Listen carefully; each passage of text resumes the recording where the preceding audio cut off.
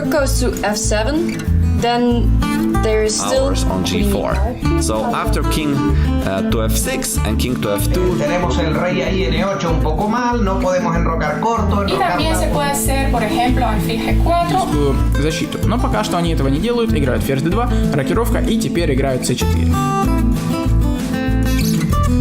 Thank you so much for the lessons. Gracias por las clases. Gracias por las clases.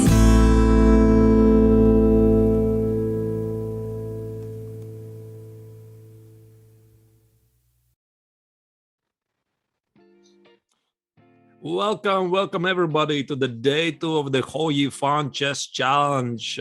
Today with you is going to be Ellen Frederica Nilssen as one of the hosts, and I'm going to help her. I'm Latvian Grandmaster Arturs Neiksans, and today is the day 2 of Hou Yifan Chess Challenge, which is part of the 4th tournament Julius Baer Chess Challenge.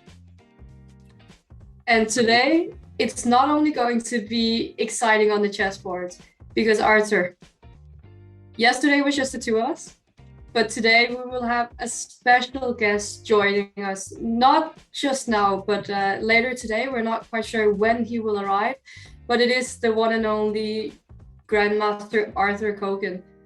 And Arturs, I have to tell you, I am so excited for this. I think Mr. Kogan, he is just absolutely great, and I can't wait.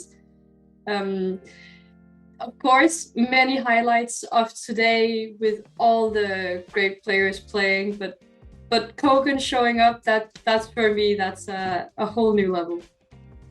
Yes, indeed. So I'm not sure exactly at which moment he's going to join, but I think we probably want to ask him what exactly happened in one of those group training sessions, because again, let me remind you, the format of the tournament, it's not only Hou Yifan Chess Challenge, it's one of the 4 tournaments of the Julius Baer Chess Challenge. And each team Polgar, Team Kramnik, they were assigned 3 chess coaches. And Arturs Kogan was one of the coaches for Team Polgar, right? And I'm definitely very curious what they were talking about in those group sessions. What do you think, Ellen? Actually, I have cheated a little bit. I do know a little bit, because all these training sessions, or many of them, they are being posted for Premium Chess24 members to watch.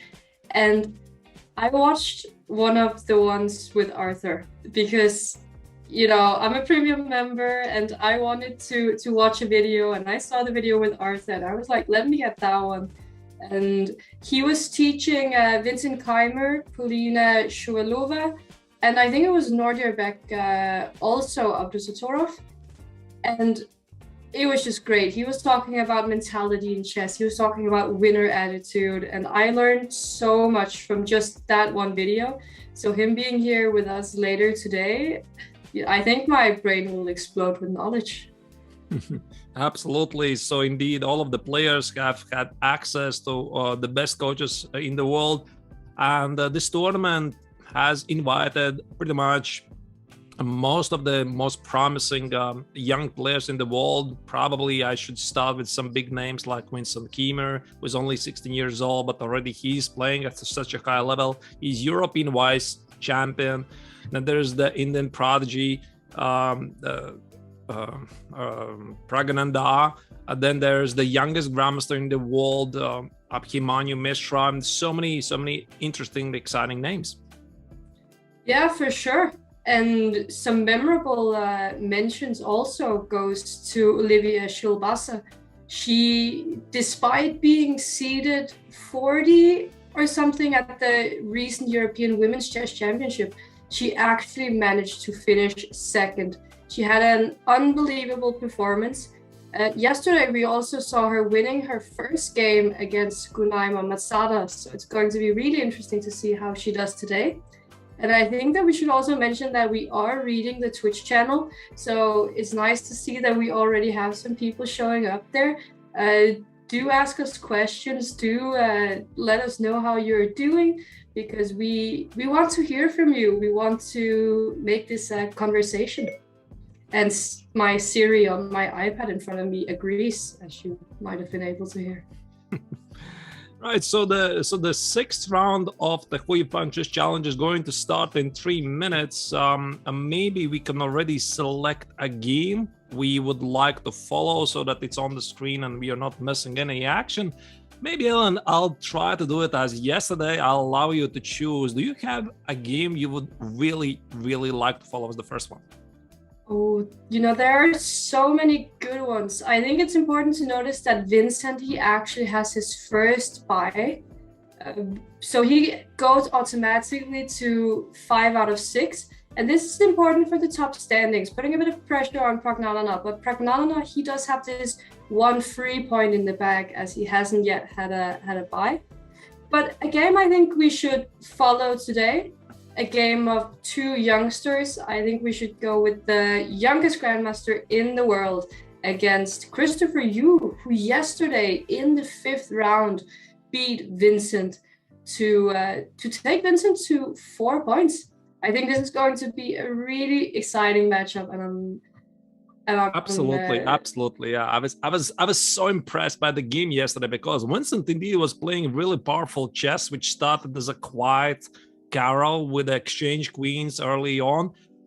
He sacrificed the pawn, then he sacrificed the second pawn. And one would have thought that the young American, he'll probably lose his cool and be lost in the complications. No, I mean, Christopher was pretty much never in trouble. Okay, maybe at some point he let his advantage slip, but the logical outcome at some point it felt it was a draw. But in the end, Christopher tricked his older opponent. Yeah, and we have 1 minute until kickoff, and we can actually already just on top of us see here the players are getting ready. They don't look as focused now as they will when the game starts. So, Artur, what do you think for today? Do you think Pragnanana, he will keep his incredible 100% score, or what do you think will happen in the top? I don't know. To be honest, I have a feeling that all the players are capable to outplay each other, because also yesterday we saw some slightly unexpected results also in the final round.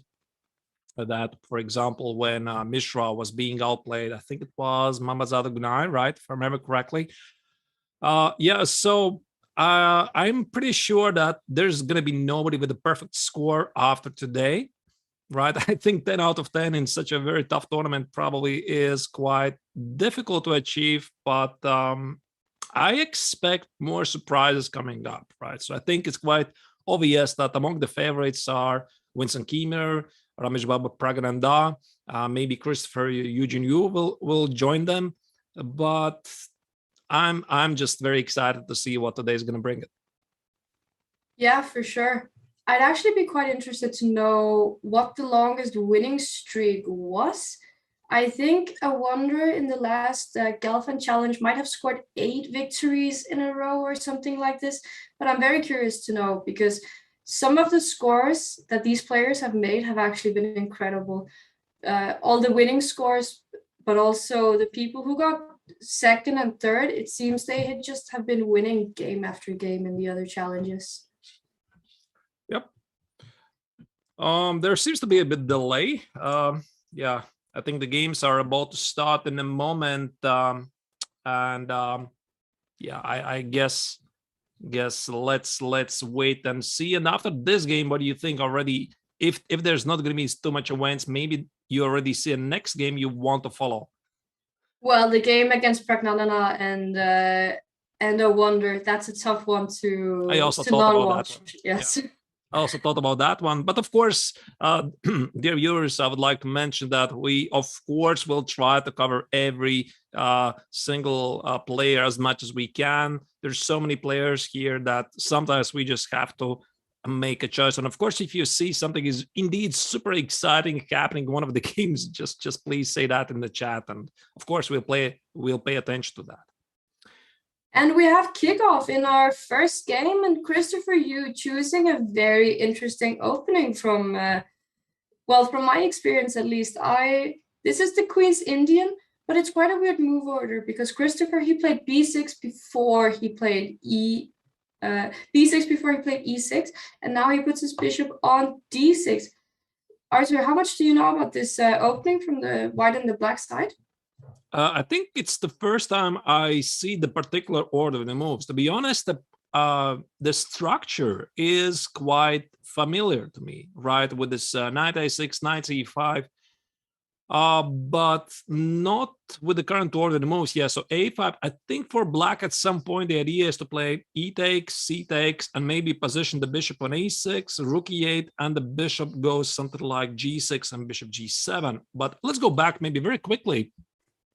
b6, knight c3, bishop b7, d5. So the idea of this d5, right? It's very typical idea, right? Because white stops black's ideas to play knight e4, which is a very common idea in various queen's Indian positions. Maybe black also would be thinking about some ground-fold ideas, so white plays d5, supposedly a waste of the tempo to close the bishop on b7 so that the center can be strengthened by e4. But apparently this is some kind of a theory. So after e6, I guess now e4 is going to be met by bishop b4, and the pawn on e4 is under attack, right? So that's why a3 followed here very quickly. So definitely the players know what they're doing here.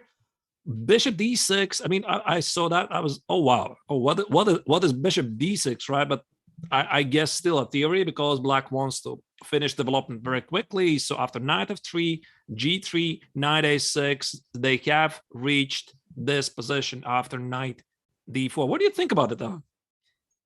I think I might have studied this exact position before, but I'm not too sure, because usually when I look at this, it comes from a different move order. And there are also some times when one of the knights, either from c5 or f6, goes to e4, and then black plays f5. But I've actually seen this bishop d6 to e5 idea before. I found it very interesting, and there are some lines where white actually sacrifices the pawn on d5. Going rook b1 and b4 to kick the knight away from c5, saying to black, you know, you can take my pawn on d5, but I will get very active play in the center, and your pieces won't cooperate very, very nicely. So I think this line is very interesting, but something to notice for sure is the fact that Christopher actually has more time than he started with. So it seems like he's well prepared for this game. Right, indeed. So I guess one of the strategies for black is to apply as much pressure as he can to his opponent. So playing very quickly, not only you gain time for you, but you also apply pressure against your opponent, because the more quickly you play, the more convincing it looks for your opponent that, listen, I mean, this is still preparation, right? You're not playing against me. I've analyzed this at home. So if white is not exactly ready for this line, he'll simply take slightly more time with every single decision. And when you have a time control of 10 plus 5, which is the time control that the players are playing with here, then taking 2 minutes on a move, that's already a fifth of your time. That can really mean a lot. And now we actually do see this rook b1 with the idea of b4 kicking the knight away from c5. Yeah, I guess the idea indeed is to play b4, a takes, and the knight on c5 is ask some very direct questions where it should go. So now I think black has a very big decision here to make. The question is, can he make the a4 move happen? Because a4 idea usually is that there is no b4, because of course black will take en passant, and even if white wins back the pawn on b3, the knight remains on c5, so that's not really a great idea. However, the pawn on a4 might be a weakness, so it's not really so simple, and I'm not really sure how exactly, but white could try to apply some pressure. Yeah, but how to do it? I don't know, really. Yeah, how to do it? It's a great question. Maybe trying to develop a piece first here. The bishop on c1 isn't doing great at the moment. And of course, not bishop d2, that would blunder the knight on d4.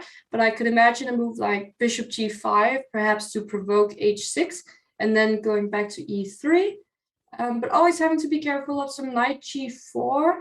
So I don't know if white is ready just yet. And we actually do see a4 on the board here. I Yes, think that indeed. seems like a strong move, just not allowing white to play this b4 plan, kicking the knight away from the strong c5 point. You know, I'm not so sure about this entire approach for white because maybe he simply didn't have a choice, and we have to probably evaluate the strength of the move bishop e5, because I thought, all right, if I'm thinking from the white's perspective, I want to play rook b1, but the threat is a4, right? And of course, if I'm playing with white, I know this idea. It doesn't come as a surprise. But then I'm thinking, can I play after bishop e5? Can I play b3 and then rook b1 and push b4? But notice the last move for black. He played bishop e5 to stop this idea. So now after b3, that's a huge blunder, of course, because after queen d4, knight takes on b3, white loses material. So bishop e5, I think that was indeed a great move. And I was thinking if maybe white could go f4 on bishop e5 just to kick the bishop away from oh, f4, bishop takes d4. Oh, still I'm the same happy idea. at least I noticed before I finished my thought. Yeah, still the same idea indeed. Yeah, so bishop e5, maybe again I'll mention that something like knight f3 challenging the bishop on e5 is simply takes on c3, take on d5, and white's position, I mean, it's not really great. So maybe he simply didn't have a choice, so that's why he played rook b1, stopping the bishop d4 and knight b3 threat, allowing to play a4. And now what we have here is this position, bishop f4. Yeah, I was actually also considering this move. I was hesitating a bit because I wasn't sure whether I wanted my pawns doubled with white. But the idea here is that if black decides to take on f4, white will take back with the g pawn and get that e4 move in, trying to get a really strong hold in the center. And if white gets a good center going, e5 kicking the knight away from f6 could launch a dangerous attack, especially when with the knight on the d4 square. Yep, indeed. Now the question is what black is going to do about this move. And so he took it. He took on f4. Now the pawn on f4 might become a weakness, but I think in general, if I'm playing from black's perspective, I like this position. I really do, because this knight on c5 is feeling really great. Okay, this supposed weakness on b3 is not a big deal, right? The knight could go to b3. Nothing really dangerous is happening there. But maybe the pawn on c4 could become a vulnerable thing to attack at some point. Maybe at some point there's going to be something like bishop a6 and the pawn is suddenly feeling all lonely, or maybe something like, I don't know, maybe d6, e5. I like black's position, but then again, maybe it's about balanced. For sure. It's a question of what black should play here now to stop this e4. If I'm black, I don't want to see e4 on the board. I think that would scare me quite a bit. I don't know if it's too early to take on d5 and play some rook e8 or queen c7. What do you think? Yeah, that makes a lot of sense. I do agree. Something like e takes on d5. Maybe I can put it on the board. C takes, rook e8. This is something I mentioned in one of the previous positions when we had the bishop on d6. I had this idea to put it on f8, g6, bishop g7, etc. Yeah, but now black supposedly cannot target this square, this pawn on e4. And for example, something like queen. Yeah, I was about to say, imagine targeting that e4 square instead. So if black goes queen e7. Yeah, queen e7, and now you already need to calculate e4. Is it capping or not? Course. I don't know. To be honest, it's very difficult to tell. There could be some potential hostilities after bishop a6, attacking the rook, attacking the bishop d3 threat. I don't know. I don't really know. So after g takes on f4, now black has to make a choice. A big decision here. Yep, indeed, a big decision. But I think he wants to clarify the situation a little. So I like your suggestion. Indeed, e takes on d5, rook e8, activating the pieces. And now that I'm thinking of it, that rook on a8 needs something to do as well. And a move that I would love to play at some point with black here would, after taking on d5, be something like rook a5. And then see if I at some point in the future could attack that pawn on d4, on d5 in another way. That's a great idea. Maybe something like knight b3, or the knight goes away, or even the pawn pushes, and then we play rook h5 and deliver a mate. Yes, I Why think not? that would be so much fun. And he actually did take on d5 in this position. I don't think he will follow it up with rook a5 now, but it's an idea for later for sure, I think. And this is on the board, by the way. E takes on c6 is played. Rook e8 makes a lot of sense because e4, e5 is a big move, of course. And black needs to be a bit careful here, because if for white will just take a couple of moves, e4, knight f5, queen f3, queen g3, and suddenly there's a very dangerous attack. So this knight on f5 could be causing a lot of issues. And rook e8 is played. Yep, rook e8 is played. So now white needs to think about what to do against e4 threat. Maybe queen c2. Queen c2 looks very natural. Rook e1 is weird. Looks a bit weird, to be honest. I think queen c2 makes a lot of sense, defending this diagonal. What do you think, Ellen? Maybe we should use this opportunity to check another game, but we are gonna come back to this game. So maybe we should go to the game of we mentioned before, Prague's game against Van der Liang. Yeah, and we have a King's Indian on the board. We talked a bit about this opening yesterday, how rich the positions they can get, and how we don't really see it at top level these days. But for sure, in a rapid game, you can pretty much play anything these days.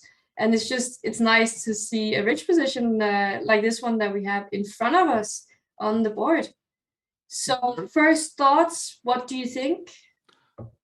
I don't know. I like white's position because white seemingly has achieved more at the queen side. That's my first impression. I mean, I would have to really delve into this position, because now normally in the queen's in position, white is trying to organize a play at the queen side somehow. Okay, here it's going to be not so easy. I wanted to say h3, b4, but naturally knight b3 is an issue. But for black, the idea is to play f5, which is again a very typical resource in the King's Indian. However, we have h5 already included, so might not be so simple. But this last move, queen e7, I think black's idea is to prepare to play f6. I think so. So why did he play queen e7 and not, let's say, f6 right away? Challenging the knight. So knight h3, I think I'm already happy to take on h3 and then somehow capitalize on these weaknesses on h3 and h4. But I think the point of f6 right away, there's going to be some kind of a bishop takes on c5 and knight e6.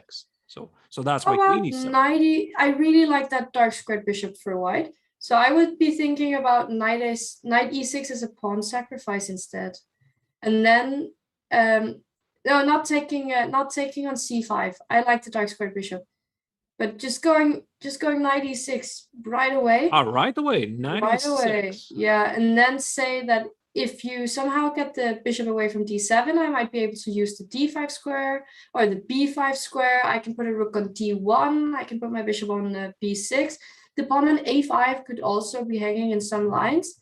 And to me, this seems like a standard pawn sacrifice in these types of positions. Yeah, that looks interesting. That looks interesting. Absolutely. So I think that's the reason, of course, why Liang decided not to do it, and he played queen e7. And this is why here Prague played b3. I think his idea at some point is to play, play queen b2, a3, b4. This is a slow preparation to advance at the queen side. b6, knight b5. Okay, this I slightly don't understand why he didn't play queen b2, but okay, we have this position. I'm starting to like white's position more and more, because I feel these moves like b6 and a5, they highlight some of the weaknesses that we can see in black's positions. Maybe a move like knight a7 here comes to my mind. I really like these funny knight maneuvers, and going to c6. Once again, I want to create pressure against the d6 pawn. I want to use the light squares for my pieces. I don't quite like my knight on g5 though. I think that stands a little bit awkwardly, if I have to be completely honest. And a move like f6 could be annoying. Yeah, something like knight h3 and f5, right? And what is this position? Because there's some targets, but I have a feeling that white should be better here. Yeah, but- me as well. Maybe bishop g5. And if the queen goes to e6, you always have to look out for these bishop c4 ideas. And yeah, indeed. So bishop g5 and the queen cannot go to e6 because that would create a very deadly pin. And you called it. Knight a7 is on the board. knight a7. I That looks love very these logical. knight moves. I love them. So knight c6. The thing is, black is not really obliged to take it, I think. I mean, technically, he could try to play queen e8, but queen e8 pretty much ties his position to play bishop takes on c6 anyway. Queen right? e8 was actually played.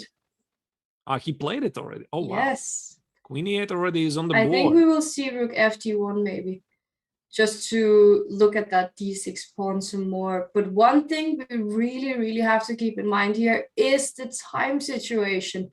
Prag is down to 2 minutes. That is not a lot. Yeah, that's actually quite interesting because they pretty much exit the opening and already having 2 minutes on the clock. I guess this means that Prague is really trying to get the most out of the position in the opening, and he is confident that he is going to have enough time. So instead we have something else. Instead of rook b1, I agree, rook b1 looked very logical. b4, queen takes on b4 is on the board. Oh, wait, there's a couple of more moves. There was king h8 at some point. I think I missed it. So it's it all was going so quickly. Yeah, very quickly. b4, queen takes on b4, and now this is the position. And now black cannot really take on c6 because queen c6, there's a problem with This knight would f7. be nasty for that black king. It wouldn't survive for long. Yeah, indeed. So white has very active pieces, so probably black cannot do it. But still, I think black has a decent position. There's so many tricks, but the biggest disadvantage for black's position is that he can pretty much never play this f6, f5. Yeah, and the b6 pawn is weak, but so is the a2 pawn. Luckily, the bishop on c4 is protecting that a2 pawn, but b5 on the board, trying to get that bishop away, opening up some squares for the black pieces. This seems like a nice move to me. But I think one thing which just comes back to the King's Indian again and again and again can be, even though you think you have a nice position and there are some tricks, if this gets down to an endgame, that d6 pawn is just toast. It's just not going to survive. And if you trade off too many pieces and you don't keep your dynamic and your activity when you're playing the King's Indian, it could be very dangerous. Yeah, now the question is, can white play bishop takes on b5? And I try to understand it. I'm pretty sure Prague is calculating it right now because that's potentially an extra pawn on c5.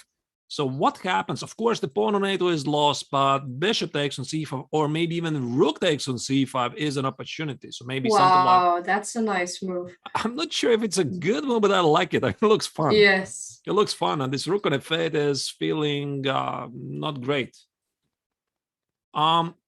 So instead, he took the pawn, and instead of grabbing the pawn on a2, now f6 is now on the there's board. no knight e6.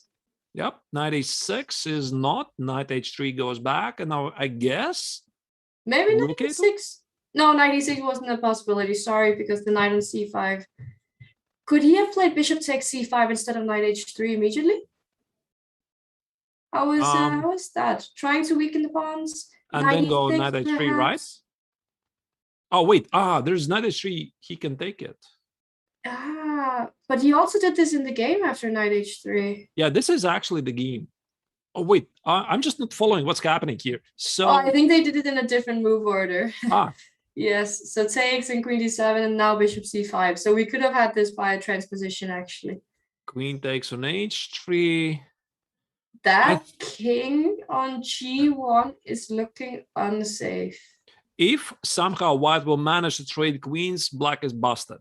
Because this d pawn will decide the fate of the game, but maybe because of the king's safety, it's not so simple. So queen f2 is looking very natural. protect the pawn on h4, protect against the check, ask a queen trade. So what happens if black goes f5 here, trying to open up for the pieces? Or bishop h6 and maybe offer a draw with bishop e3. Oh. Can I do that? But is it? It might not even be a draw if black also gets some rook takes a2. He has played bishop h6. Yeah, so this is my idea. Bishop e3 takes. There's already perpetual, but you might be right. Rook takes on a2, black actually, or maybe give a check first. Check, and then because then you cover the h2 square, but you don't cover the d2 square though. But we have some more moves. Instead, it was rook c1 and rook c3 that was played to protect that e3 square. Some deep moves by Pragnanana with less than 1 minute on the clock. Yeah, he definitely saw the idea. Yeah. Now the question is, I start to like black's position really, really much because bishop f4, g5, rook g8 make very reasonable moves for black in time trouble. Okay, f5 is instead. F5. I really like your idea with rook g8 and g5. I thought that looked so interesting. It looked very tempting. It looked so tempting. Maybe I wonder he should have used a bit more of his time advantage there because it looked like a great opportunity. Knight e5. That knight is getting back into play. Yep, now it's getting back to the defense. Yeah, and knight x on g6 is a threat. And the question is, did Avonder blunder this? I mean, I just try to I try to understand it. I mean, you play f5, and it's a very logical idea. You're opening the position, but you need to already expect what is happening after knight e5. You need to have an answer ready for that. And since it's not following it right away, from his body language and his time use, it looks like he blundered this. It feels it. Okay, maybe he miscalculated something, but I don't think you're doing this on purpose. You play f5, knight e5, and there's no follow-up. So knight x on g6 is a big threat. And even if rook g8, the knight f7 check here, just getting rid of that dark squared bishop, maybe even rook c7 instead of taking on h6 could be an idea. I don't know if it's too much, could be, but I like the idea of also just getting the dark squared bishop away immediately. Yeah, that's very ambitious. Rook c7 threat, yes. Mate into knight g5 and mate on h7, right? Yeah, I like it. I like it. So knight e5, and now, yeah, now Avonder is thinking. Now he is thinking, but still, and he takes on e4. Wait. So what happened with g6 now? And taking on f8 with check. Oh, this was horrible. What has he done? This is wrong. Check? I Rook think c7 check, I think. Did he miss queen e4 check? Yeah, queen d4, queen b2, or maybe he wanted to go. Maybe he wanted to go bishop g7. This is the position we see on the board. Yeah. This is the current position. I'm really surprised. So there's the saying, right? Mistakes come in pairs. Queen g2. I think that's even more clever than what we were. Oh yeah, he gets sorry. Yeah, I switched. My apologies. I switched to the. Where is it? Yes, I like what he did because he gave a check on b2. The king moved to g8, and then he just traded queens going into a winning endgame. I lost the game. Just a second. My apologies. I lost it.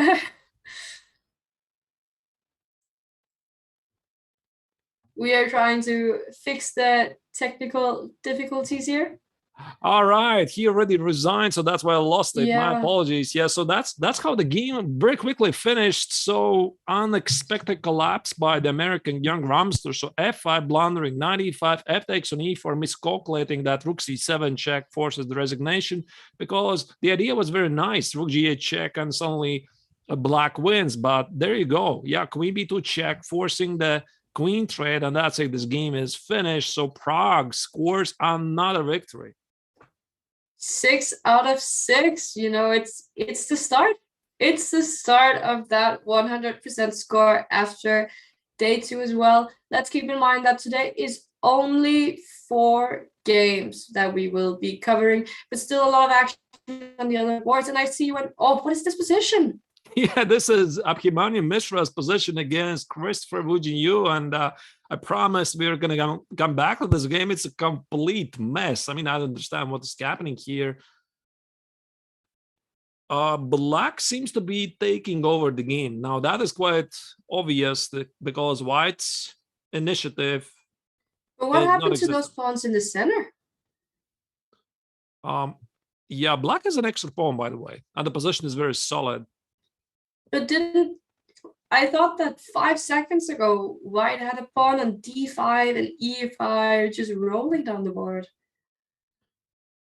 Yeah, so I think we switched on this moment after bishop d1, knight x and b4. Now this looked very, very sharp game. And after rook e4, knight x and d5, I think this was simply a blunder by the youngest grandmaster in the world. He simply blundered that the bishop on c4 cannot be taken because the queen on f6 is under attack. And now after this trade, there's no pin. Black simply has an extra pawn. And now we have currently this position. Mishra fighting for a draw in this game. No time on the clock for each of these players. We saw yesterday how Christopher Yu, he handled this time pressure very, very well. So maybe he will be able to take it home, but with so little time on the clock, everything can happen. Bishop takes b3 is a threat here.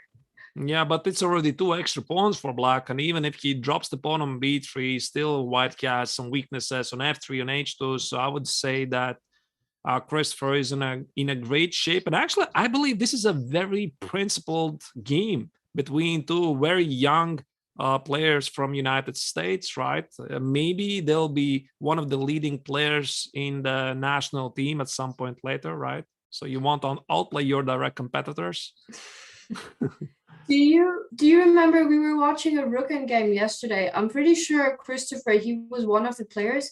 Was he the one who held it a draw or threw the full point away? I don't remember. I can't quite remember either. But you know, everything can still happen. But Api, he's going down on time. Rook b5, he's trying to attack that pawn on c5 to get his own passer. Rook f5 would protect it. Then can trying to create some counterplay instead. There's rook b4, by the way, very nice trick. Rook b4, you could have taken f7, that's a check. And after rook b4, indeed, it happens, and Mishra resigns. Yeah, very nice trick. So again, take it, rook b2 check, the king has to go, and after rook takes on b7, White collects the rook. So if White doesn't do it, he has to trade, and after the trade, the pawn on b2 is also under attack, and Black has simply 2 extra pawns. Yeah, great. All right. Very well played by Christopher Yu, but we do still have other games going, if I'm not completely mistaken. Yeah, so I recommend to switch to Vaishali's game against Zhu Jinner, because I see a lot of pawns for Black. That is a lot of pawns. A lot of pawns. Black. 1, 2, 3, 4, 5. 5 pawns for Black. Yeah, they claim to be reading Twitch chat. I'm sure they will agree soon. Yes, that was a comment I just read out loud from the Twitch chat. We are reading out there. Give us questions, comments to the games. We would love to hear what you're saying. This is a nice trick, though. Rook G8 check. Rook G8, I just have to show this. So Rook G8 check, very nice trick by Vaishali. The idea is that after the trade, C7 check, that's a discovered check. But by the way, still Rook takes on B5. King C6 and Rook C5 check. So this that is cute. That is very cute, yes. Yeah, so, okay, now, and Vaishali resigns. Yeah, Vaishali resigns, and that means that the final game is finished of the round 6. So that means what? That means that maybe we can very quickly have a look at the results of this round. And maybe yeah, I'm curious how Vincent did. Oh, he had a bye. That's why. Yeah, Vincent had a bye. Yeah, I remember now. Right. So from the overall standings, Ah, there's still one more game. Still one more game. Still one more game. I announced it wrongly. Yeah, I wanted to say the Yes. final standings. I missed. My apologies. So we have still one more final game against Aditya Mittal against Olivia Kielbasa. So this is a theoretical draw in the Rook endgame. Yes, even without the A pawn, Black would be able to hold as a draw. It is not always straightforward, and you need to know what you're doing in these Rook endgames, especially. Very important to study those. What do you think will happen here? Will Olivia hold this a draw? Maybe especially since she has an extra A pawn? Yeah, I think the A pawn actually doesn't really matter. This is a pretty much a basic technique, and I think that Olivia should know this. A Rook C6, of course, King D5. If the Black King is going to be positioned in front of the pawn, that is immediately a draw, and there's just no way to continue to play this. That's tricky, by the way. So Rook A4 is Rook A6. This is slightly unusual. And there's going to be a rook trade. Both players promote queens, and that's it. That's very well spotted, especially since White actually promotes with check here. Now just don't go King A5. That would be so sad in this position. She played King A7 instead. I might have gone to B5 just to make sure that I never run into any trouble. But we will, yeah, King A5 would be a problem. But we will see a draw in this game very soon. Aditya, he's playing a little bit. He might be upset. I'm sure that he might have wanted more from the game. Let maybe check what happened before. What was the end game? So he was up a pawn at some point. Some chances, but still no. This looks very, very drawish.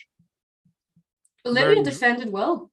Yep. Very, very nice defense. So there's not really any chances. And the game is finished. The final position.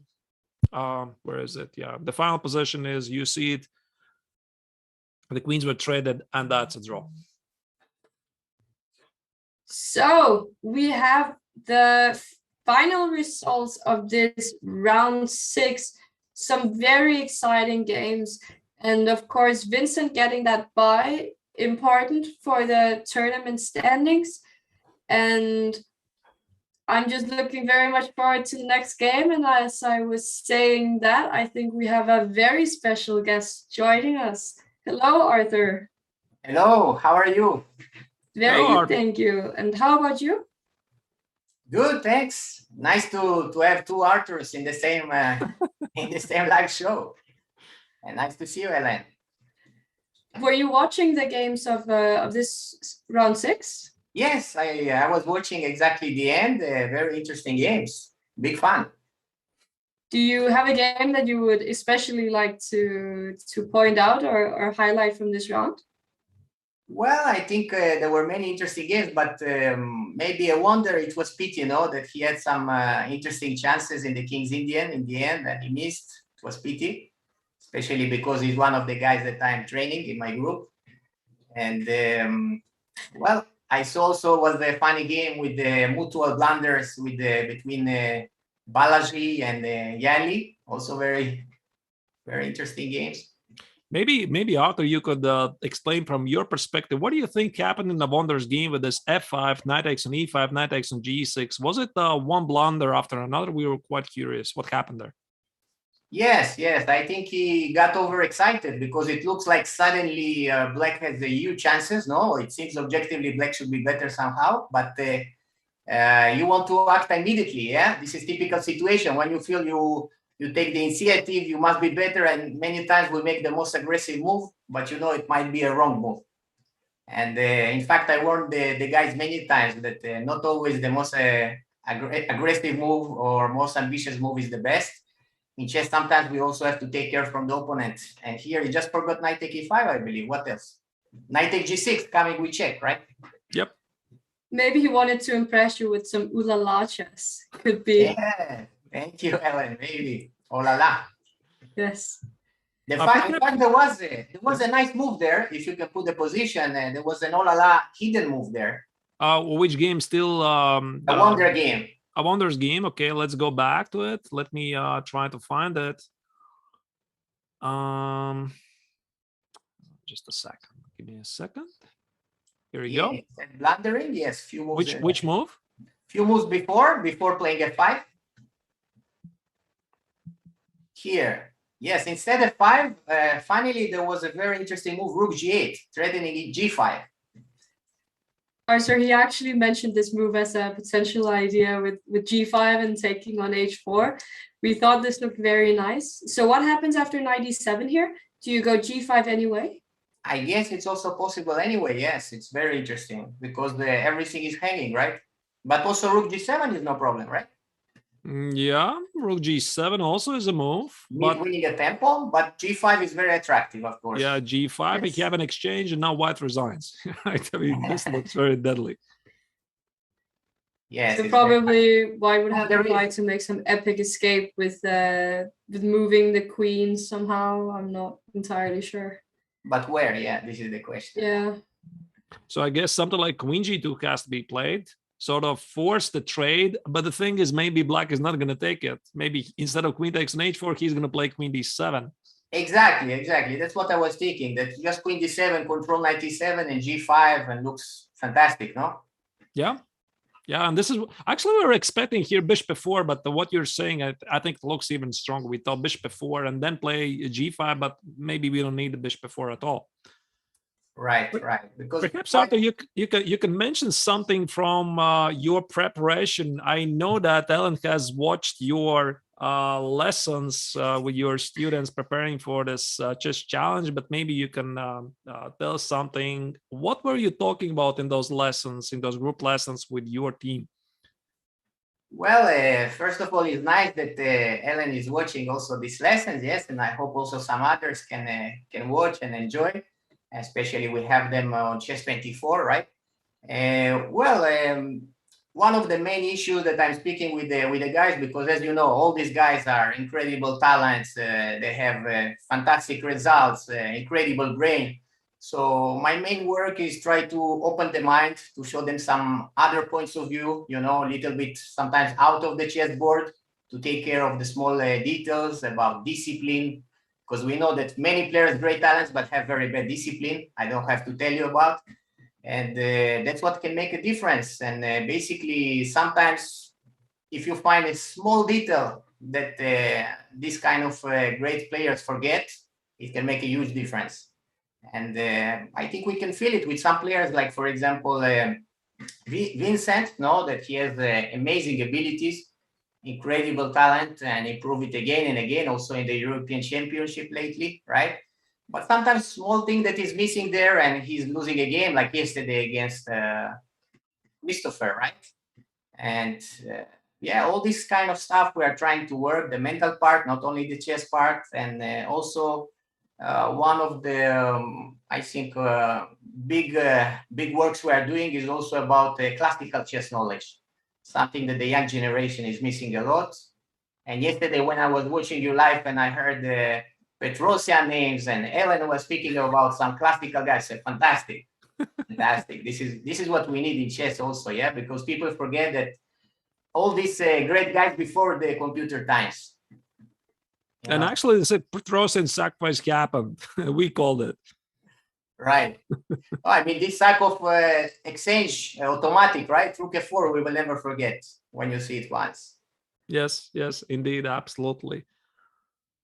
Yeah, one thing I just want to mention, that one thing from your lesson that really stuck out to me was this winning attitude that you were talking about.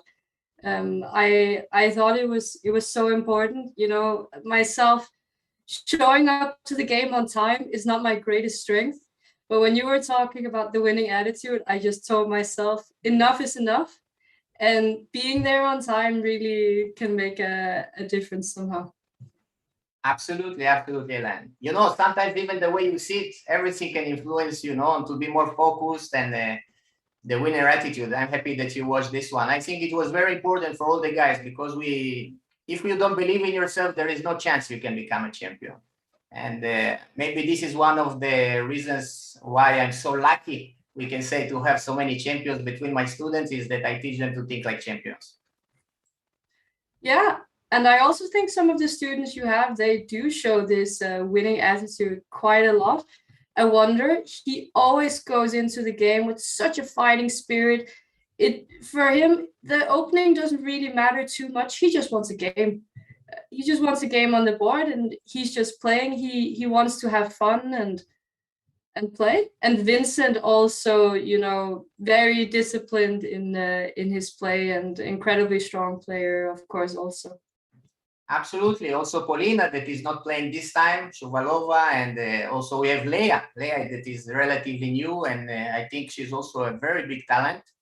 I believe we will hear about her much more because she's showing very nice logical chess, very good in strategy, good preparations, and we can feel it that she has good attitudes. She's going up and up.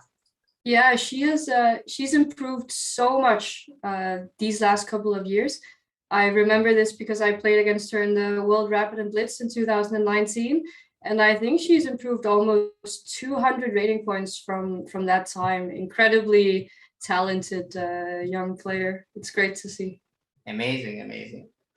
Yes, we have to prove, Hélène. I mean, especially, I am so much in favor of the women for so many years, and all the time trying to prove also with the girls that I train that there are no limits, and we have to put very, very high aims up and to try to get maximum we can. All right, maybe Artur, what do you expect from today's rounds? What do you think? Which player will be topping the standings after round 9? Well, normally we can see one big favorite for now. That is Prague, right? Especially after winning this game. No, it was very critical, but we should trust. Still, Vincent is there. No, one of my guys. He lost only one game, and I believe in him. He's a huge talent, and if he's focused, he can win any game.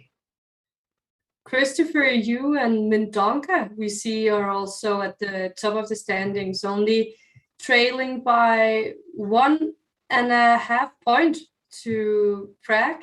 I don't know if Prague has played either Christopher or Mendonca, but those will be some interesting games to follow for sure if they haven't played. Sure. I think also that especially Christopher Yu, he proved himself already in all these events, always finishing the top, between the top 3, top 4, and he's one of the most dangerous rapid players for sure. This is clear. So he can beat anyone. Yes, and we saw yesterday with his win against Vincent, which was such an important win for the tournament standings. And it seems that the round should start very, very shortly. Arthur, do you have a game that you want us to go through? Yeah, I'm looking right now at the pairings. I think also could be one of the games I'm really interested to see is Volodar Murzin against Pragananda. And maybe we can, and there's Vincent Kimmer's game against Abhimanyu Mishra. So maybe we can start with this game because Vincent was having a bye in the previous round. And since we just talked about him, I think it makes perfect sense to start with this game. What do you think? Perfecto. Yes, sounds great. And it already started. Yeah, by the way, I've noticed that Vincent is playing a lot of these knight f3, e3 setups. Is this your work, Arthur? Or maybe he is just... No, this is not my work. I mean, about the openings, he has especially a responsible guy that you can guess who is. And also, I think by himself, he's becoming more and more creative.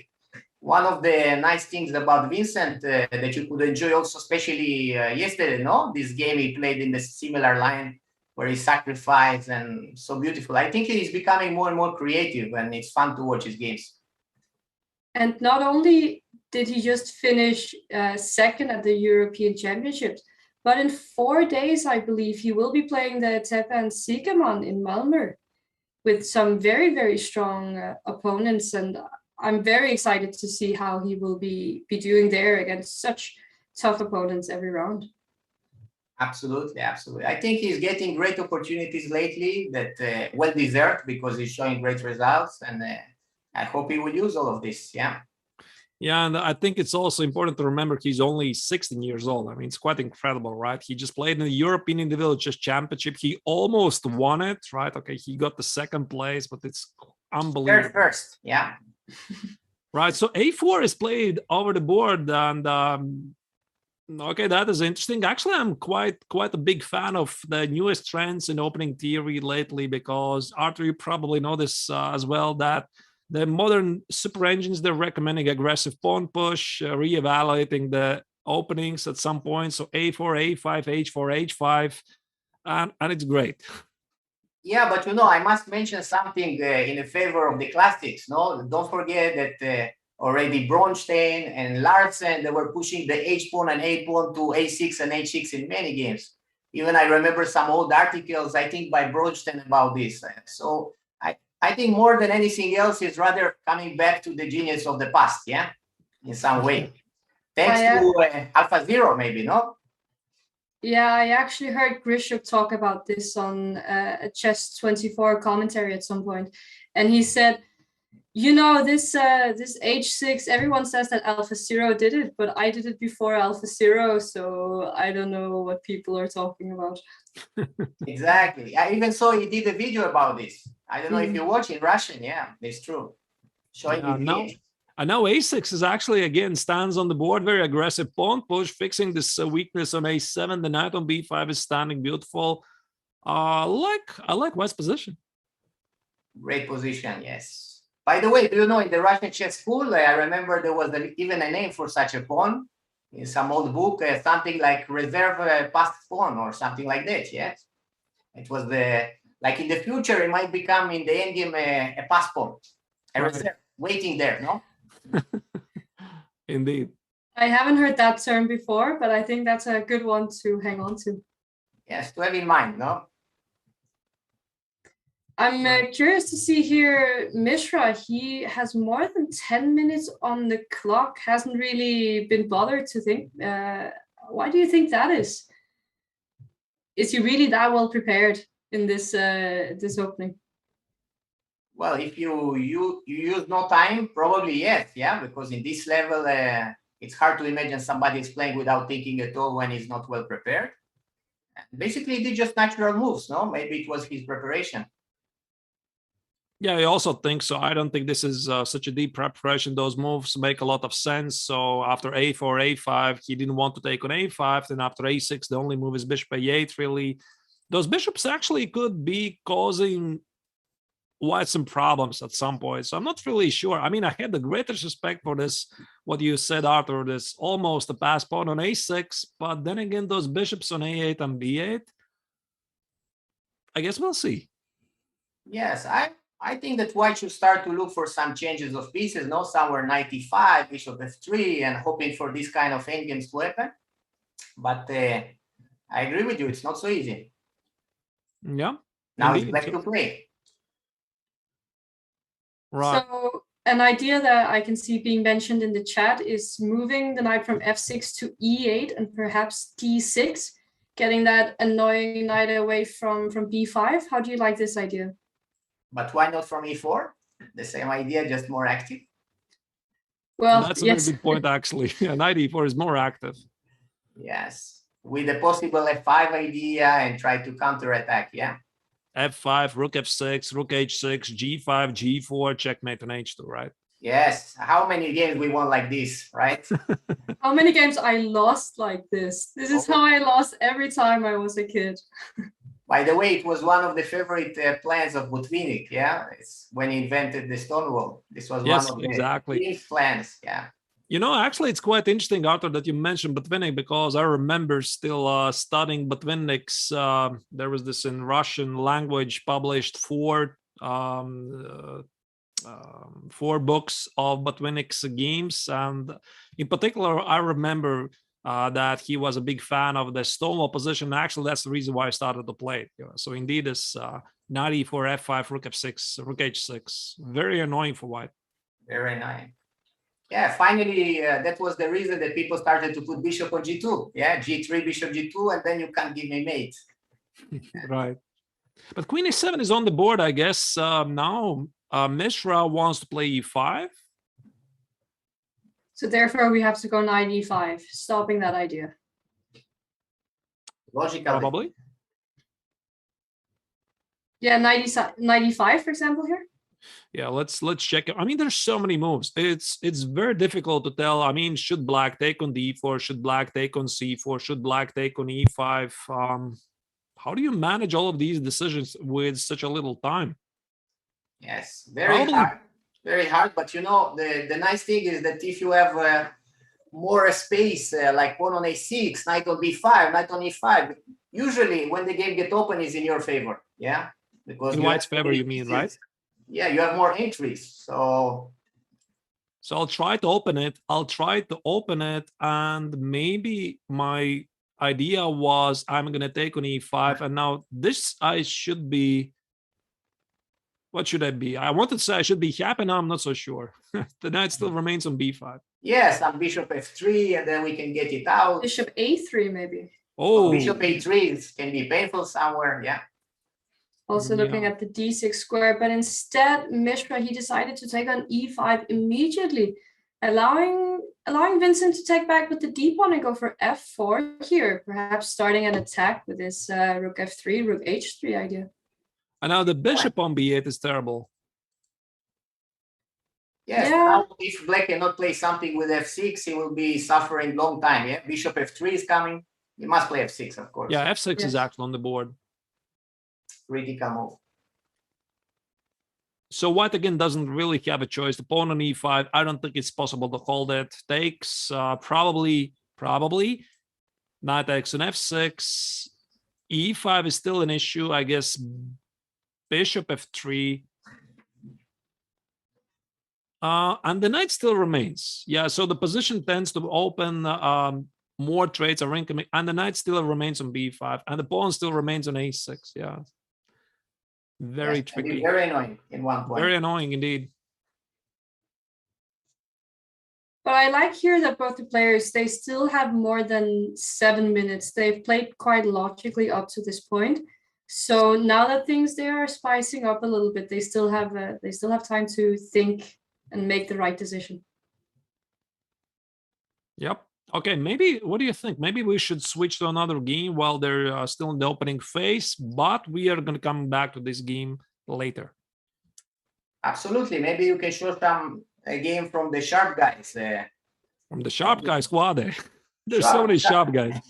Sharp guys, like for example, Christoph, one- for sure, always sharp games.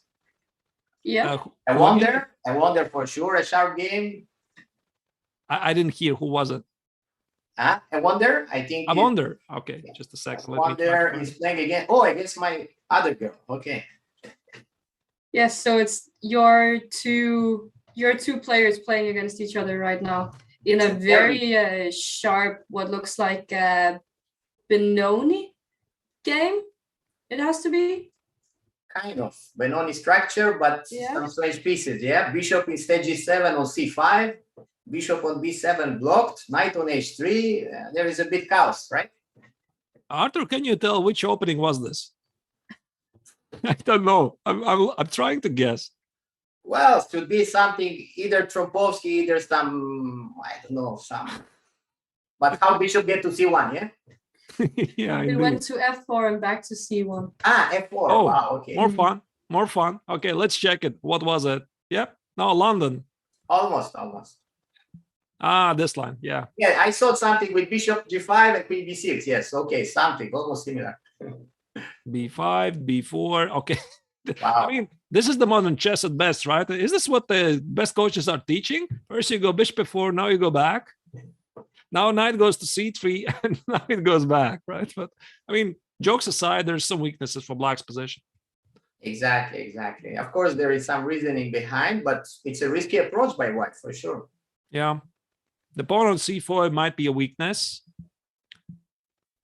So knight h3, bishop a6, e5, Wow. Oh wow, what is happening here? Wow. But I have to say that Leia is playing very, very aggressive, very confident.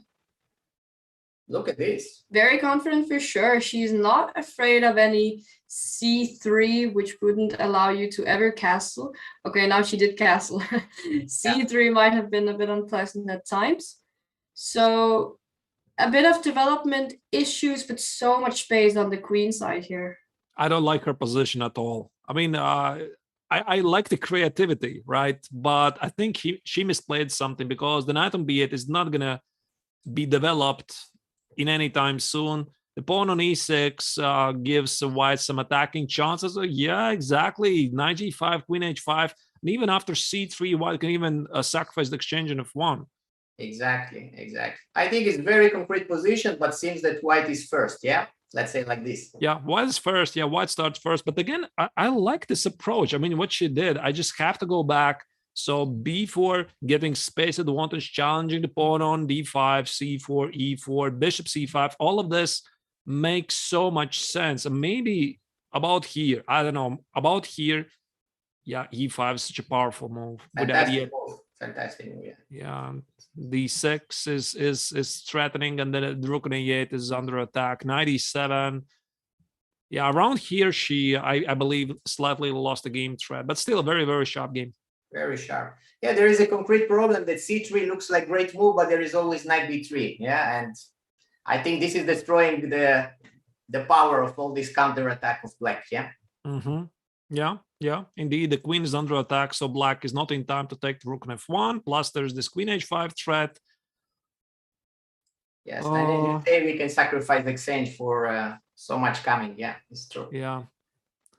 Maybe there's even some point at some point idea to play knight e4, knight takes on h7, knight g5 check, queen h5, and deliver a mate on h7, because black has everything at a queen side. The king is pretty much left wide open against an incoming attack. Absolutely. Well, a passed pawn on e6 protected that we can use to attack. You know, it's like a piece up, like say Bronstein. Yeah.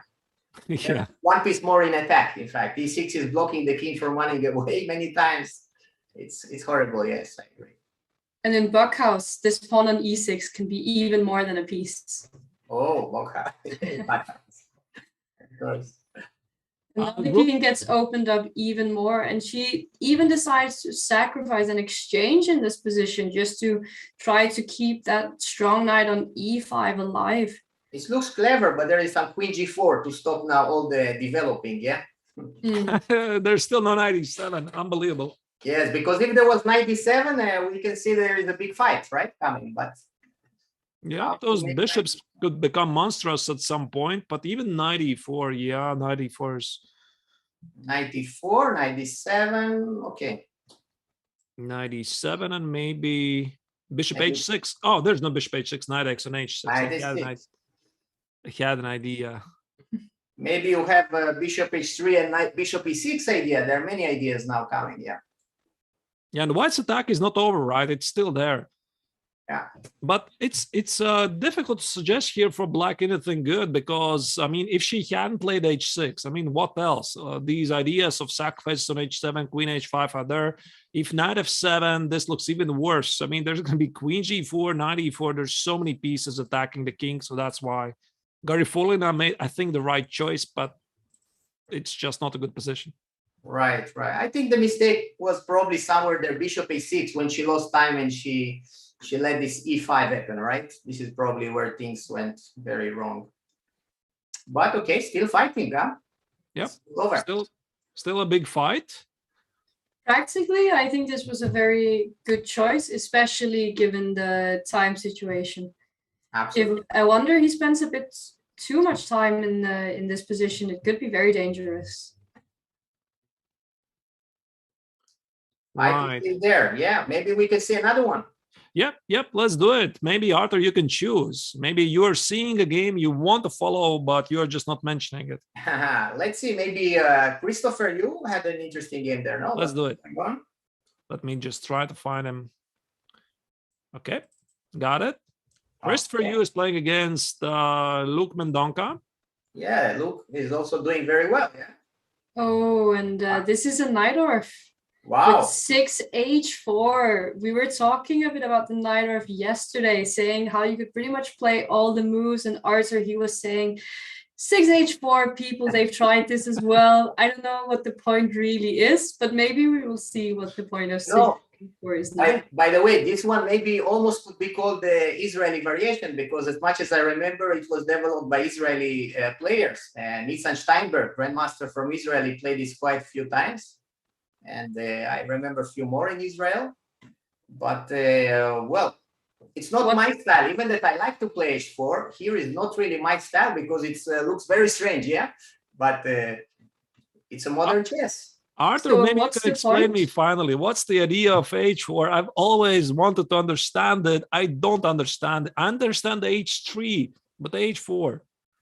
Yes, I mean, h3, I even played myself before all this mode. I remember against Tukmakov like 25 years ago, more or less. But h4, I never really tried. But, you know, I developed one move, the queen f3, for example, that I played myself even against some strong grandmasters, and I wrote an article about this. But h4, I guess the idea is that we are waiting to see what Black is doing, because on e6, we still have this g4 stuff. Then h4 is useful, and on e5 we have this knight f5, I guess, no, to try to say that h4 will help us later for attack. But for me, it's hard to believe in white position. I don't know why. Right, and actually, this is what happened in the game. Yeah, so indeed, d5 was played. d5 was played. Yeah, so now is queen f3, so a very nice square for the queen. Actually, this queen f3 maneuver has become very trendy against various Sicilians. Oh. As you see, it's against the classical rules, no? Give it so big center, but probably computer moves. I don't know. Yeah, it's quite incredible. c4, and this is the current position. Trying to put some pressure on the b7 pawn if d takes c4 is played here. I guess that Black wants to keep his strong pawn center. So a move like d4 or e4? Yeah, d4, b7 is hanging. I think c4 is a tactic move, no? Opening the two bishops now and getting some real play. Well, what do you want to play, e4?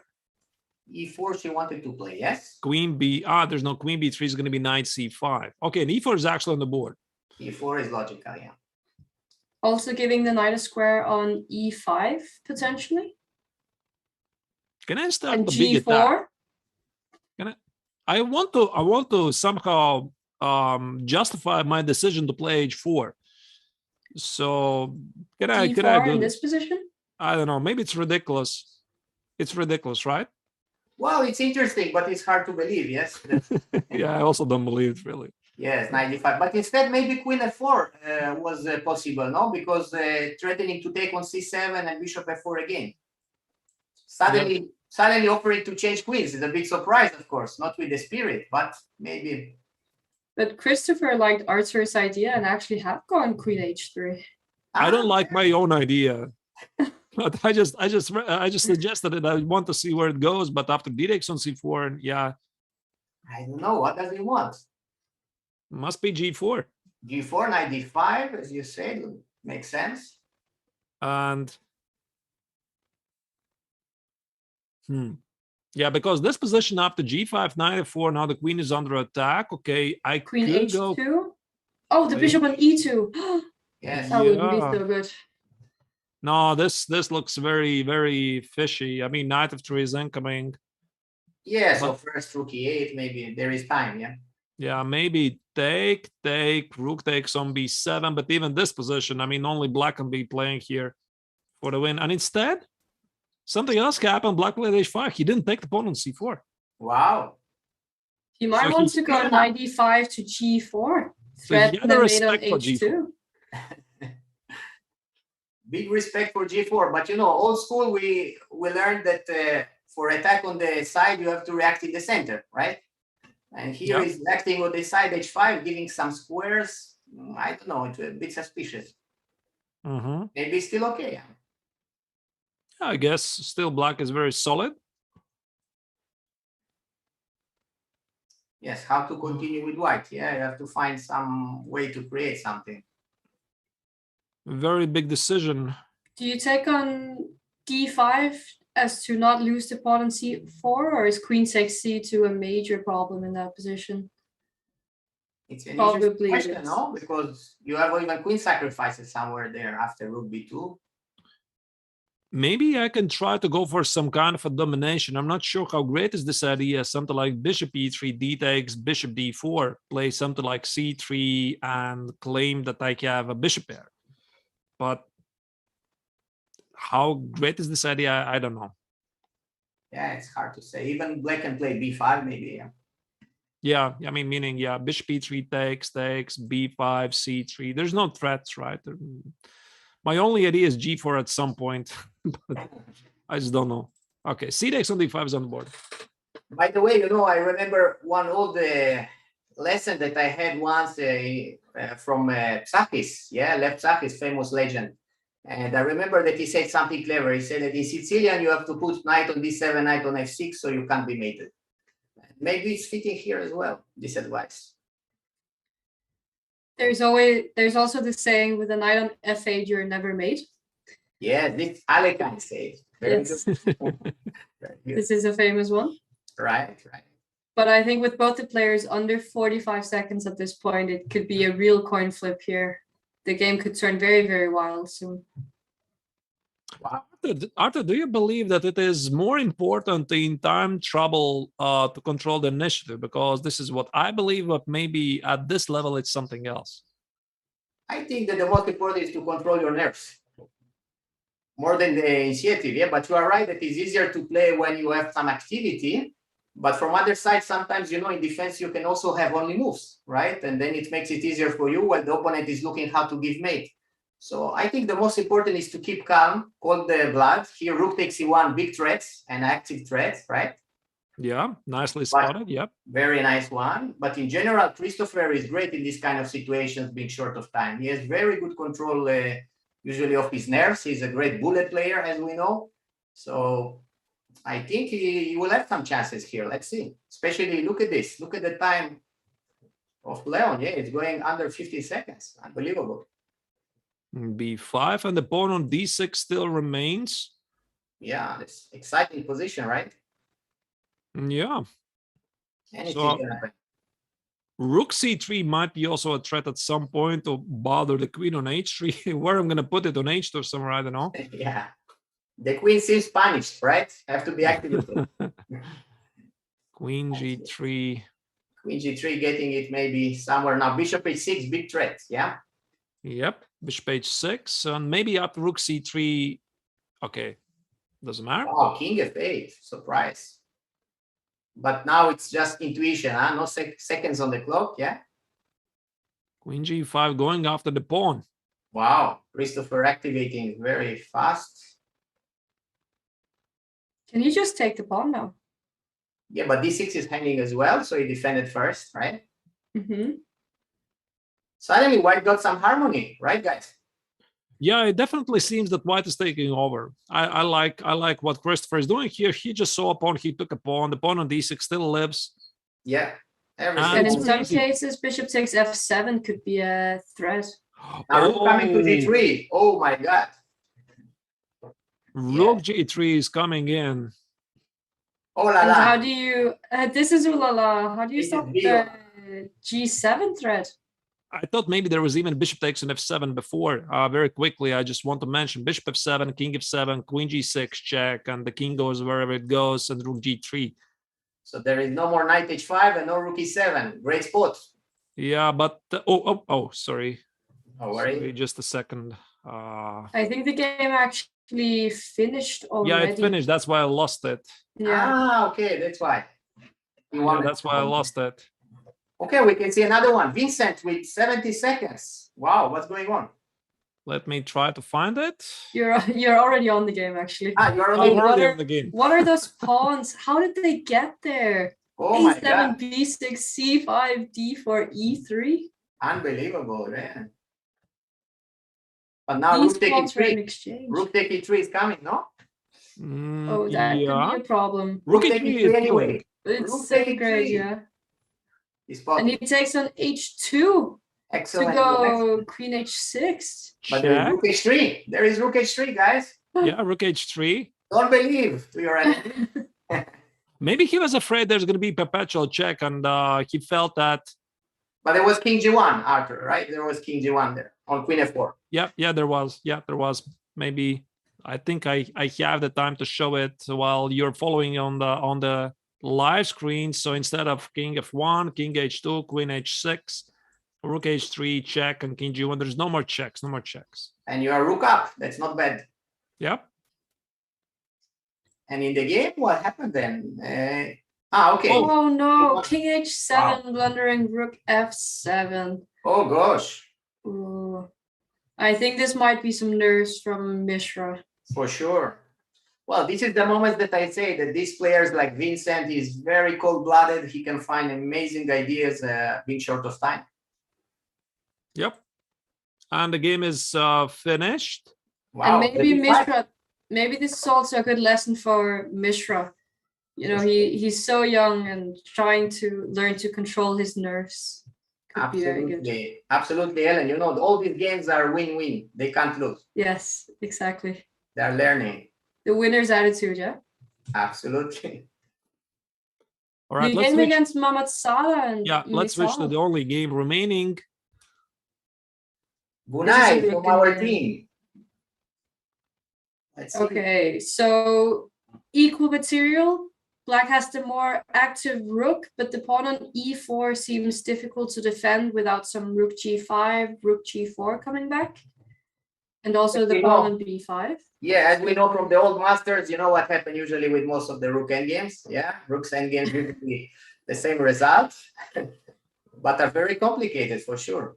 And the DJ deciding to playing for a win here instead of going into the king d5, rook g5, king c6. It's a great trap because before natural move, there is king d5, king c4 coming. Yeah, I already wanted to mention that, and that's why white took on e4. But this normally should be a draw, right? There's going to be a h5 at some point, but still many tricks. Absolutely, absolutely. Yes, the nice thing about rook endgames is that there are always some small tricks you can still miss. We saw this even in top level recently. Even I showed a few times to the guys that even top players can blunder something in rook endgames. But objectively, it should be draw. Yeah, rook f4. I think the main principle in rook endgames is have an active king, have an active rook, try not to passively position your pieces. Normally, somehow this works. Oh, rook a4. What a move. Huh? Wow. Offering. Really putting Mohamed Salah under pressure since she has less than 20 seconds. You don't want to be calculating those pawn endgames. Yeah, that was a great move because after rook takes on a4, this is in general a bad idea for white because now this is an outside passed pawn and white can probably is losing this endgame. So two passed pawns for black. So she played e4 instead. Is she looking for some rook f7 ideas here? Yeah, so king d3 first, right? Yeah. Rook f7 can be played. King d3, maybe rook a3? Ah, rook f7 immediately. Wow. And Nice. what happens now if this is still Rook a draw? f6 check. Rook f6 check. Yeah, h5, rook f6, king e7, rook g6, rook e4, and even if Rook the g5. pawn on h4, yeah, rook g5, of course, of course. Excellent play, yeah, by Bunai, being short of time. So it's mean on king d3, maybe king e6 and h6, she was a bit worried. Clever, yeah. Yeah, h5 Ellen is played played. it very fast. Ellen is strong. Yeah, this seems like good defense from Mohamed Salah. She also had a bit of a tough start to the tournament, so it's great to see her getting a draw here. It seems. Yeah, But she might check still this win out. it. She's ambitious. She's ambitious. She Might didn't still go for win. the draw. Yeah, no draw yet. Yeah, no doubt. And look at the time. It's already very tricky also for him. And I know this the situation, of course, from the practical experience as well. Sometimes, let's say you're playing from the strong player's perspective, you're playing for the win, and you think you cannot accept the draw, and then you're right. Okay, I'm accepting the draw. But sometimes you're forgetting that your opponent actually still has a say here, right? And maybe he wants to play. Here is she. right? So Gunai is Allowing still a rook draw. takes g6. Wow, he blundered. Yeah. What? He could play king f7. What happened? Maybe it's because the e4 pawn is dropping. Yeah, still a draw. King take e4. Yeah, this is a king if. Oh, okay, It's the same. Yeah. yeah, it's the same. Yeah, rook e4 final trick. Rook g5. Some minor. No, but there's no chances. No chances at all. Excellent fight by both. Yeah. Yeah, indeed. King g5. Put the rook behind. I Trade at some imagine we point the will rook. see this go to king versus king. The favorite of my little son, king again, king. Yeah. Have you had some talk with the students, Artur? Are you saying that you have to play until bare kings, no draw or offers or accepts until some kind of a move? Well, in general, I would say with all my students, we have this kind of a secret agreement, no, to learn to fight till the end and no draw offers. I think it's the right attitude in general, especially when we speak about young players, no, because quick draws you learn nothing, and I think when you are young, it's more about learning than just winning. And after all, you learn to play according to the position, not with your fears. This is very common for many players, no, that are thinking about a draw and maybe I'm afraid to lose and offering draw, and in the end, you develop not the right attitude. Yeah, that's a very good point indeed. Yeah, rook h2 is played, and now we have bare kings. Now they deserve applause. no need to offer a draw, right? It's a draw. Not draws. Just play till the end, like the great guys like Carlsen or Topalov. No, they always did. Ellen, are you always fighting till the end? Oh, I was actually hoping you wouldn't ask, because one of my problems has for a long time been my nerves, and I tend to say a draw is a victory we all share. And this is not the best attitude, but of course these youngsters, they do know better than me, and once again we see a lot of decisive results, and that is of course great. A lot of fighting spirit between these players. Pragg, he still has that one buy in his hand where you don't get any points. This is of course important when we look at the standings. Vincent with an important win, and Pragg, he's taking it to 7 out of 7. Incredible. Unbelievable. Oh wow. Christopher, you also just tailing after Pragnanana here. And it seems that we will be having a short break before going into round 8, our penultimate round of the day. And we can also quickly see that Team Kramnik, they do have 6.5 points more than Polgar here. Oh. It doesn't seem quite like they are catching up in the overall standings just yet. They would need to get a few more points in. Yes, indeed. But don't forget that this time they have one player more. Also should be mentioned. And so yeah, it's only the top 8 that counts from top 8. So in yes. the end, there will be maybe okay. So it's been after the top 8 is the situation, or plus? I think it's calculated correctly, but I'm actually not entirely sure. Yeah, that's why I was wondering. But okay, anyway, we have quite big plus so far, right? Yes, indeed. Surprisingly, because the teams are very about balance, yeah, both teams. But I think it's thanks to Judith. The spirit of Judith is always there. You know, she's a big motivator and always supporting us. And I think it makes a difference. Of course. I wish I would have learned more about Judith when I was a kid. I'm teaching about her to my own students. So of course, great. And with that said, I think we will be taking a short break, and don't go anywhere. We are looking forward to some action in round 8 here of the Hou Yifan challenge. See you first.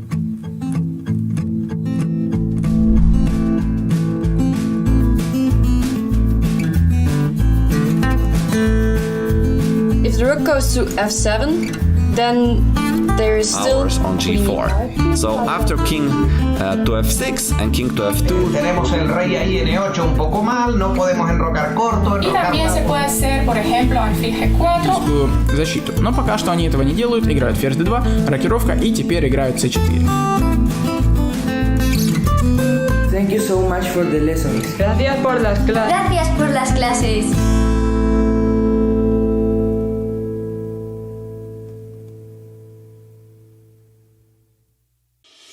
Want to raise your chess to a new level? Challenge Yourself is an exclusive, innovative experience designed for Chess24 Premium members.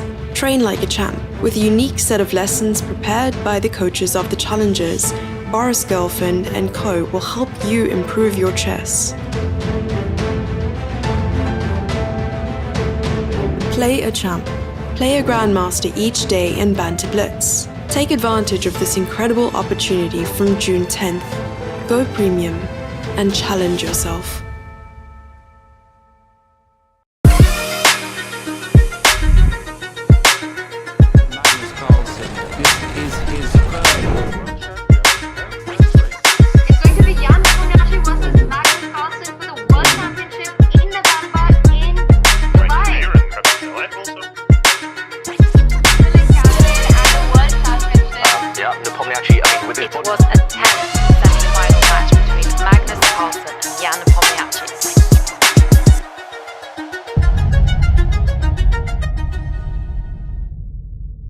Watch chess tournaments online? Don't just watch. Go to Chess24 and make it an interactive learning experience. You get live commentary in multiple languages, including different streams in English from beginner to expert. It's not just commentary, since there's also an interactive live board. Choose your game and try out your own moves. All moves by the players get near-instant cloud analysis from the latest chess engine, which will also analyze any move made by a premium user. Open the tab Opening Tree. It contains a database of 500 million positions from historical games. Has the current position ever occurred before? What did the best players play? The database tab lets you search full games and load them on the interactive board. There are many more tools for chess learners and experts. Come to Chess24 to watch all the online and over-the-board chess tournaments happening worldwide. Discover a new way to watch chess. Be part of the experience. Let's take someone with a random account, with a random name that just seems attractive. Play live online against the world's top chess players while they stream their thoughts live. As a Chess24 Premium member, seize the chance to have your moment of fame. Get a peek inside their lives with question and answer sessions, in-depth teaching, analysis and interviews. The Champions Chess Tour, with countless accompanying events, is happening now. Tune in on Chess24.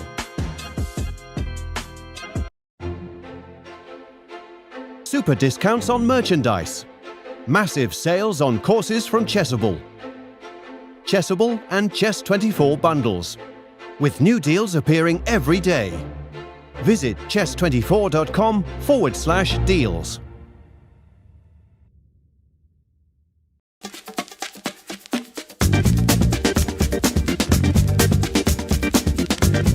E5, it's E5 Patzers. A complete repertoire against 1e4 based on 1e5, now available to study with Chessable's unique Move Trainer technology. The backbone is the Marshall Gambit against the Spanish, with 3 Knight f6 against the Italian. Jan Gustafsson has revisited all these lines he has played for 20 years and worked on as a second for Peter Lecco and Magnus Carlsen, amongst others, with the help of the most powerful engines out there, Leela 0 and Stockfish 10. This has led to many new discoveries and a repertoire ready to... And we are back with the Hou Yifan Chess Challenge Day 2. Together with you is Ellen Frederica Nilssen. I'm Latvian Grandmaster Arturs Neiksans. We have a very special guest with us here, also Grandmaster Artur Kogan, who is one of the coaches. Big pleasure to be here with you. Right. So very, very exciting game so far. 7 rounds have been played. Prague is still leading the charge with a perfect score. Quite unbelievable, really. So maybe we can try to select the first game we would like to follow. Any For brilliant ideas? round 8, we actually have a lot of, well, I say this every round. Every round has some interesting matchups, and always the matchups between Vincent and Prague we can of course follow. Should we try to take another one? Maybe Aditya against Christopher. Christopher, he is currently in second place. And I think Aditya, he's also quite high in the standings at the time. Yeah, let's do it. Yeah, and we see the standings here. Aditya, okay, he wasn't as high as I thought, but still 5th and 6th place with 4 points. Still is very good. And right, so the games are going to start in 3 minutes. Yes. So we still have a little bit of time before it starts. Can we please talk a bit about Pragnanana, because I think this is incredible. I don't understand how each and every single challenge he's played, he's been doing so well. He's just scoring point after point. How come? What's he doing right that I'm not doing, for example? Artur, I think you are the one who has to answer this question. Well, it's evident that this boy, since the first time I saw him, I think he was like 11 or 12, and I saw him beating some grandmasters. I understood this guy is going to be super, super strong, and that's what happens. I mean, basically, we can see that he's not only so strong, he also is playing very creative chess. He's trying to surprise his opponents from the openings, and we know that in rapid chess is super important. And then you see that he's also overplaying his opponents in endgames. Like the first round, he won against also one of my students, much worse maybe endgame, no?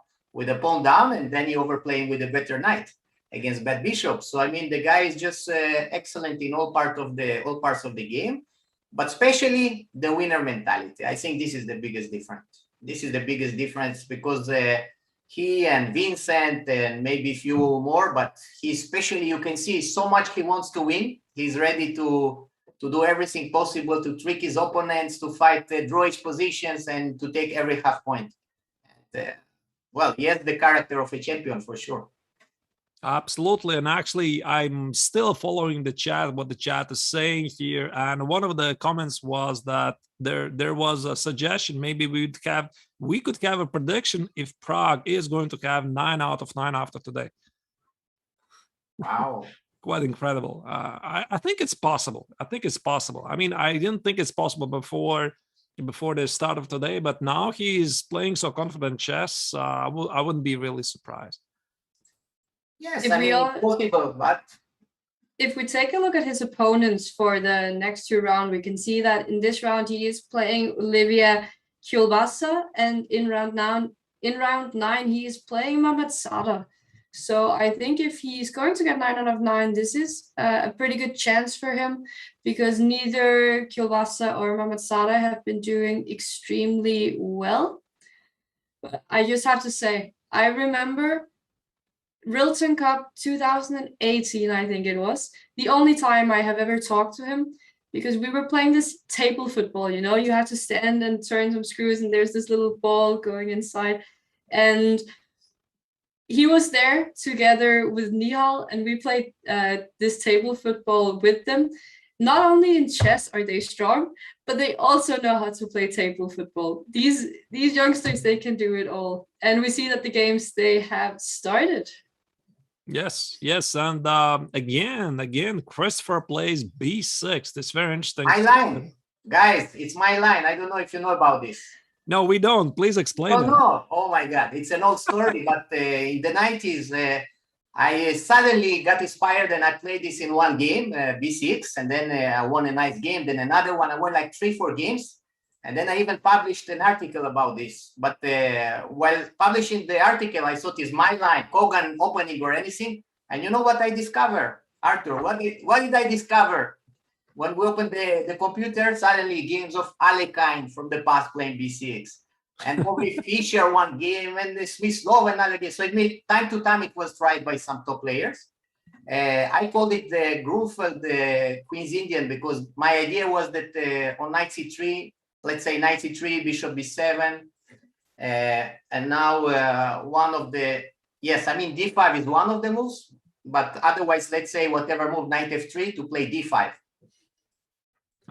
It's kind of a Grufeld, very creative way, without e4, because now e4 is impossible in one move, and then to play a g6 and creative chess, basically, yeah. Oh, wow. This was my point. And yeah, I wrote an article about this. In SOS book, even it was published. Yeah, and already we saw in one game, I think that was Christopher's, another game in the first round of today when he faced d5. Very, very interesting line. So f3, I believe that's another line. So here black plays knight c6 immediately to challenge the pawn on d4. Now if e4, I guess there's e5, right? Yeah, my recommendation. I mean, f3, by the way, it was the recommendation of Botvinnik when I investigated the line. I found that Botvinnik recommended this in one of his books, and it's the most logical move. It was maybe the first loss I had in this line was against f3, I remember. And then because I didn't play knight c6, I played some e6, e4, d5, and I got worse position. Yeah. Yeah, against Ronen Lev, Israeli grandmaster. But knight c6, it was my idea that on e4 to play e5 and d5, knight d4. And now the game is super interesting, yes, because sometimes you might play even c5 suddenly or bishop c5, depends what opponent is doing. And the bishop will not go now to b7, of course, right? Yeah, it can, for example, yeah, like you said, bishop c5 is a move, or c5, protecting the knight on d4. That looks actually good, like a great King's Indian, maybe even. Exactly. Yeah, we're trying to pass, to a King's Indian, to Grufeld, or to Benoni. So it's mean basically you are playing 5-6 openings in the same time, that it's ideally for creative players. And like this, we play brain against brain, not just memory, Right. Is this still an opening? Still a theory here? I think it was also played, as much as I remember. Yes. Yeah. So after e4, wait. Now he has to play queen f5 check, otherwise he loses a piece, right? That's an only move. Yeah, I already wanted to mention queen d7. There's bishop b5, d5, and thank you for the piece. Absolutely. So queen a5 takes something like. White looks slightly better though. Yeah, might be, but still it's creative position, right? Yep. Then maybe sack a pawn now with bishop b7. So, you can or not. Bishop c7, rook c8, but there is a check on b5, yeah, in between. Thank you. This is a very typical idea in some ground fault structures to sacrifice the pawn, but yeah, indeed, bishop e5. But still, bishop c6 and d4 is going to be hanging, right? Tricky. Yeah. A rook c1, okay, even rook c7 is not necessary, but knight takes on d4, I guess. Yeah, you're right. You're right. Absolutely. So it didn't happen though, and instead of bishop f4, bishop d2 was played. Wow, original move. So do we try to be original too and go knight b7? Maybe, but I think that I would prefer to give this knight away and open the b file. I mean, for two bishops, normally we're ready to double pawns, right? Yeah. Something like maybe e6 instead. I think black should be ready for this. I mean, when you play knight b7, there is no real future, right? Because where you will go with the knight later on d6. Knight d6. Yeah, I was thinking to go to b6, maybe get the bishop to d7 and go to b5. I don't know. If we had to be creative and original, this was an idea. Yep. Actually, I agree with Arthur. I think this bishop takes an a5 is not really such a big deal because it opens the a file, the b file. I apologize. There could be some counter chances for black. So, for example, takes, and these weaknesses on a5 and a7, I don't think they really play a big role. And this monstrous bishop is gonna control all the dark squares. Absolutely. I mean, the b file make really smiling for the rook on a8. Make your pieces smile. Remember, Ellen? I remember, yes. Make your pieces smile. I like this. One of the key points of Ulala chess. Absolutely. And you know, if my opponent wants to change my crying knight on a5, I tell him, please change it, my friend, please. Especially for that bishop on d2. I mean, that dark squared bishop could be smiling way more than it is right now. It has potential. Right. I think that the idea of white is rather to play rook c1, and the problem on e6 is maybe rook c1. We can't really play c5 because d takes c5. And bishop c5 b4. This is probably no. I mean, if e6 instead of c5. Oh, you mean e6? Okay. E6 rook c1 can be a bit annoying because c5, dc5, and b4. That might be the point of bishop d2. Yeah. We have Although, to okay, this is bad. Yeah. Yeah, this is bad. So maybe this is the point of bishop d2. Interesting move. He actually decided to go g6 and bishop g7. Wow. Even giving away that pawn in c7. Creative way. Indeed. So white needs to do something with his pawn on d4 because d5 just drops the pawn on b2. I like it actually. Now it's looking more and more like a Greenfeld. Greenfeld style, but maybe rook takes c7, bishop take d4, bishop b4 can be creative way, no? Takes. So b4 to activate, or but maybe just castle, yeah. No, bishop b4, I was thinking. Maybe even a check on b5. First check king d8 and then go back, yeah? Then go back and then play something like b4. Yeah. That is definitely something that white should consider here. Absolutely. Rook takes on c7. Was it played? Not yet. Not yet. I'm just trying to understand what I would play here if I was playing black. Probably I would be thinking about going for some super activity, something like a short castle, but it still doesn't answer a question of what happens after b4. Absolutely, yeah. Because this knight is going to b7. I already called it. Yeah, but after e5, pawn up and knight on b7. That is true. Yes. I think that he's thinking here, though. He's not sure whether to take it. So let's say rook takes c7. Could you start with king this is d8 on the maybe? board. Instead of taking on d4 first? I guess he'll have to take on d4. Otherwise, indeed, after the short castle, there's going to be b4. Maybe Aditya, he was simply surprised by this move g6, bishop g7, and that's why he spent all the time to figure out what's happening here. I have a feeling that white is better here, definitely. I mean, this knight on a5 doesn't impress me. And let's say black tries to go king d8 here first. King d8. Just and if I play rook kick the c2, rook away. bishop d4? Yeah, bishop d4. Something like b4? Yeah, but wait, maybe there was bishop take a5, rook d3, winning a pawn, yeah? Yeah. That's a very good point. Yeah, just a start, pawn up, not so bad, yeah. Something like this. Yeah, I'm not sure. Very fast forwarding this line, but and actually rook takes on c7, bishop takes on d4, and b4 is on the board. Yeah. Wow. Can you do something clever, trying to ignore the knight on a5? Bishop e5, there's rook takes c8. But does the line it there? Maybe it does. Well, white needs some development, but he did go knight b7. Yeah. Knight, I'm sorry, b4, knight b7. So the knight is getting to d6 after all. After all, but in d6 it will be happy, yeah. It's not that bad. I don't know. I'm not sure about b4. I'm not sure that this will be my idea to get rid of the knight from a5 so fast. Maybe bishop b4 was better, but okay. Now knight e2, bishop e5, and black looks fine, right? Yep. So bishop b5 was played, or yeah, bishop b5, king d8, rook c2 is played, bishop d7 is played. Now I think black is just fine. Black looks fine.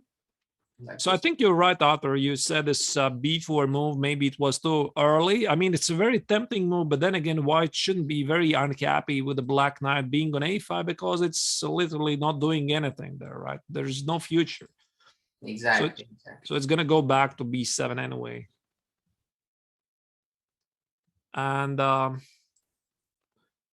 instead, what happened here is that, there was no trade. Bishop a6, 90 to bishop g7 and bishop f4 was played by Mittal. Well, still he is pressing, yeah. He has the, if he will finish development, king f2, rook d1, or castle. Can black consider bishop b5 here? With the point bishop takes d6, bishop takes a6, and I really, really want to get my rook to c8. Even, okay, but yeah. I would be very scared. Yeah, that is a threat. I would be very concerned about this. You know, I'm thinking, can I play something like e5 and king e7? That would be my natural choice. Yeah, I agree with you. I think it's almost a must here to try e5 to finish development. Check, provoke. Do I need to provoke it, by the way? I'm not sure. Probably I need, right?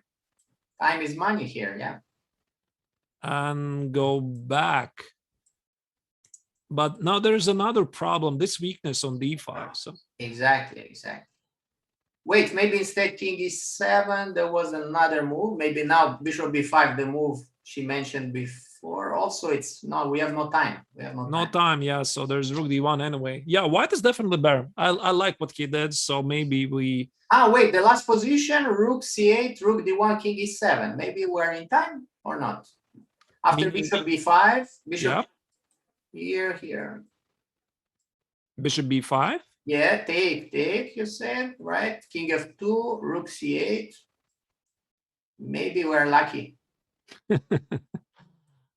Rook d1. But anyway, it's quite obvious that white is better here, right? I mean, he has the better pieces. There's some weaknesses. The bishop on g7 is not doing anything. So even after the trade a4, a5, knight c3, knight e5, only white can be better here.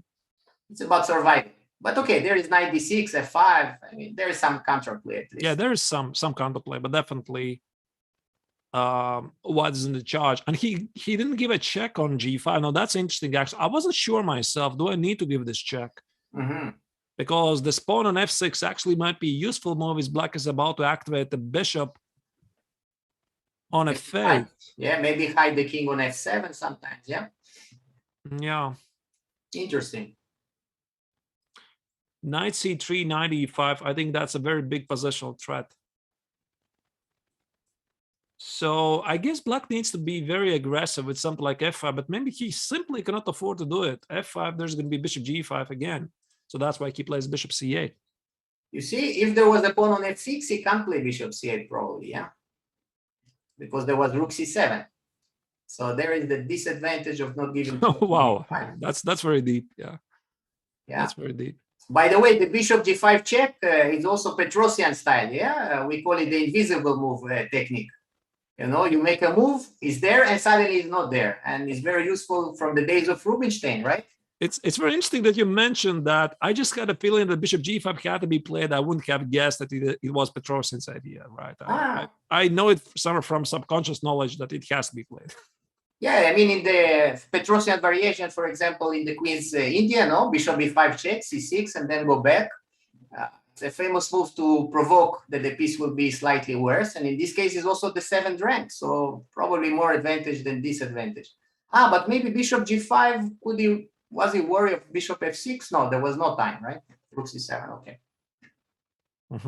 Yeah, so this is the current position now. White decided decline the trade, went back bishop d3. So I think he's preparing to play knight c3 and knight e5. So I think something like this should follow here. Take rook, but on rook c6. Now that looks great.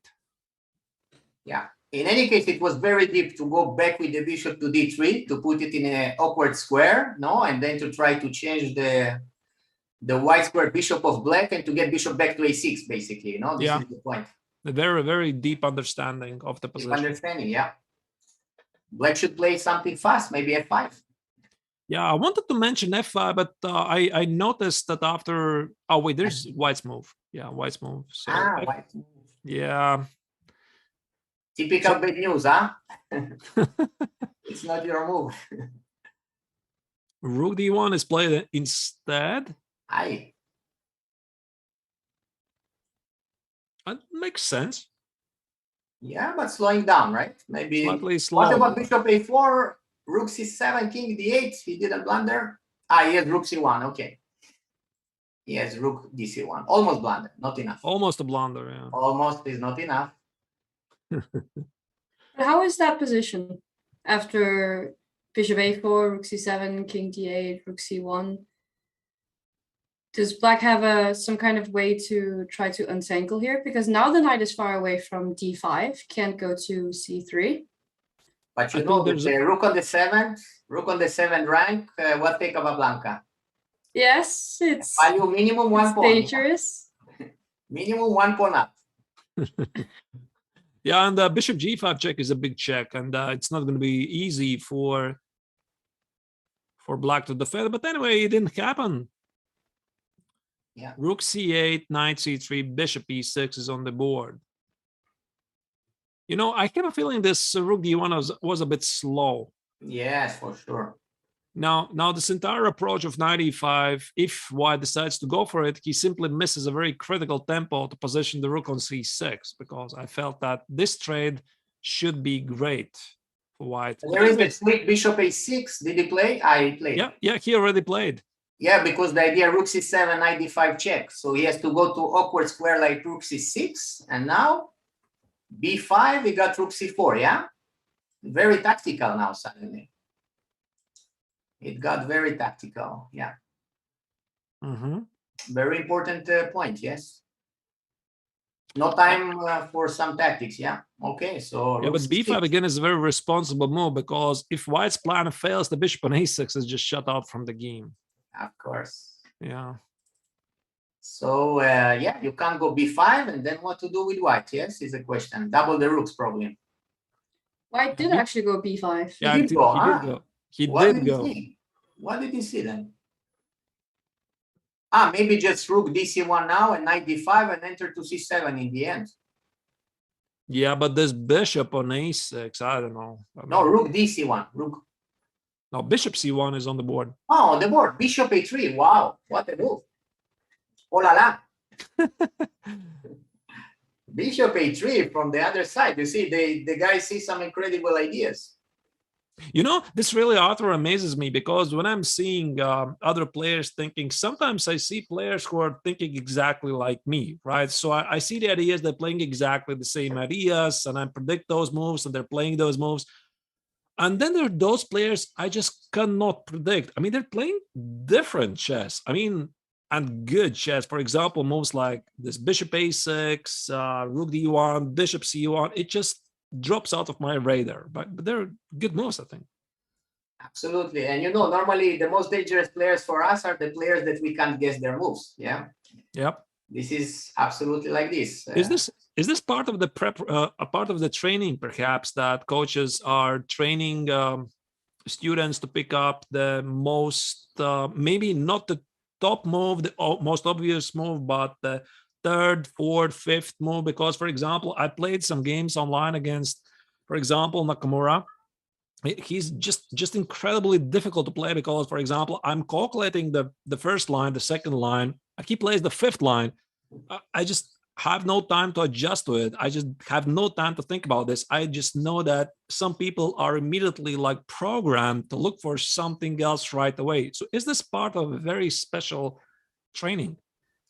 Yes, you know, absolutely. In the case of Nakamura, you know, I had the pleasure and the honor to train him. No, I was with him quite a long time. But the point in his case, I had to help him maybe to train how to think in logical, simple way, because he always will find the most creative way very fast. Like you say, move number 450 is easy for him, while sometimes the simple move is hard for him.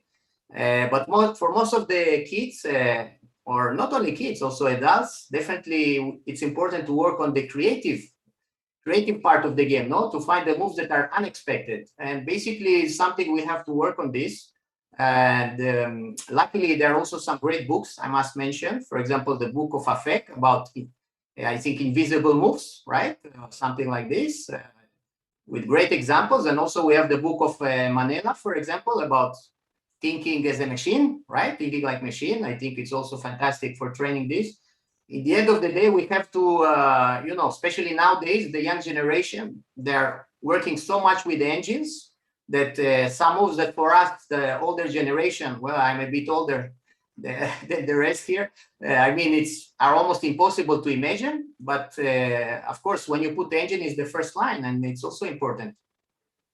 Right. We have to adjust ourselves to be more concrete, I guess, than ever before. And check out this move, bishop b7. Now the sad bishop on a6 found a way to join the game. I guess it's going to b5 for c6. Fantastic, fantastic. I think this game, I think, is fantastically played from the moment of bishop a6, bishop c1 with b5. Yeah, it's been fantastic. Right. I think he's crashing, right? What's going on now? Is he? I Bishop don't know. d7. That's a move you don't see every day. Actually, is that not leaving. A blunder? Take bishop and then c6. taking on c6. No, and taking on d1, and the rook on d2 is hanging. But there are some other moves that looks painful, no, in the position. Something like after bishop d7, let's see, bishop d5 maybe, or rook d5. There is also rook d5 have to be calculated. It looks very dangerous, concrete, yeah. Takes, yeah. Rook e5. Somehow it looks very dangerous, but maybe he's surviving, yeah. Incredible. And if it's surviving, you know, it means that suddenly black is okay, yeah. Yeah, I guess black but is he has to survive with 42 seconds on the clock, and that is not an easy task in this position, I think. Yeah, white main task now is to also unpin himself somehow and not losing time, yeah, because he's pinned there with the knight. Yeah, this knight is not going anywhere. Yeah, so this is the question. You know, normally when I'm playing such positions myself, I'm trying to bring some kind of control of what is happening here. And how do you control the things here for white? Because the spin is annoying. The pawn on b5 is under attack. So what am I supposed to do here? Yes, it's very hard to control without some calculation, right? And maybe concrete black is holding. Who knows? Might be. You're also taking his time here, going below 1 minute. What are your predictions for this game? What do you think will happen? Well, I think now going short of time, this is where Christopher will be favorite. We know this. He's very fast-minded, and he will see the tricks very fast. I mean, I have to find something fast now. I don't know what to do. Maybe bishop d5, rook c1 or something. What to do? But I have a feeling that suddenly for black, it's easier to play because white has the spin, white has this weakness on b5. For black, he can even afford to play a move like f6, bishop e7. Everything is solid, everything is protected. And now white needs to come up with some creative moves. Oh, wow. The pawn on b5 is dropping after an exchange sacrifice. Oh my but God. The bishop on a3 and the rook on c3 are hanging. So that was a blunder, actually very nicely spotted by Crest for bishop e5, rook c3, knight b5. Excellent. And now, yeah, now it's a pull down. Yeah, black is clearly better, probably. Taking on c3, bishop c5, king e7, and bishop comes to e6 very soon. First, maybe f6, protect the e5 pawn.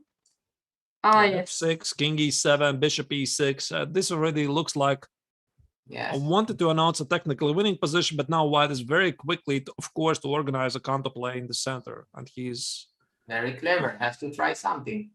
He has to do it. So taking on f4 and going king e7 here. Well, bishop d6, e5 is the his hope maybe to activate the king. But nobody said that king on getting to 8th rank, you are getting a new queen, right? Right. So king on e5. Yes. Well, if this would be king of the hill, then white would have a great advantage. White wins king of the hill, right? King e5, Yes. but yeah, you cannot do it. Meaning it's not a win. King of the hill. So rook f1 instead, trying to put some pressure here on the f6 pawn. I think the bishops, they look quite funny on d7, d6, d5, and d4. Yes, I think it's a good moment to change to another game, right? Because here it's a pawn up and... We actually have a lot of results already. And it seems that Pragnanana, he is in great shape against Kjolvasa. So he might be taking this to 8 out of 8. Yeah, Leia, she beat Volodar. Wow. But Prague just won. Prague just won, so there's no reason to switch that unless we want to see Luke Mendonca's game against Vincent Kiemer, which is still ongoing. Okay, yeah, it's a good idea, maybe. Okay, let's do that. Let's check that game.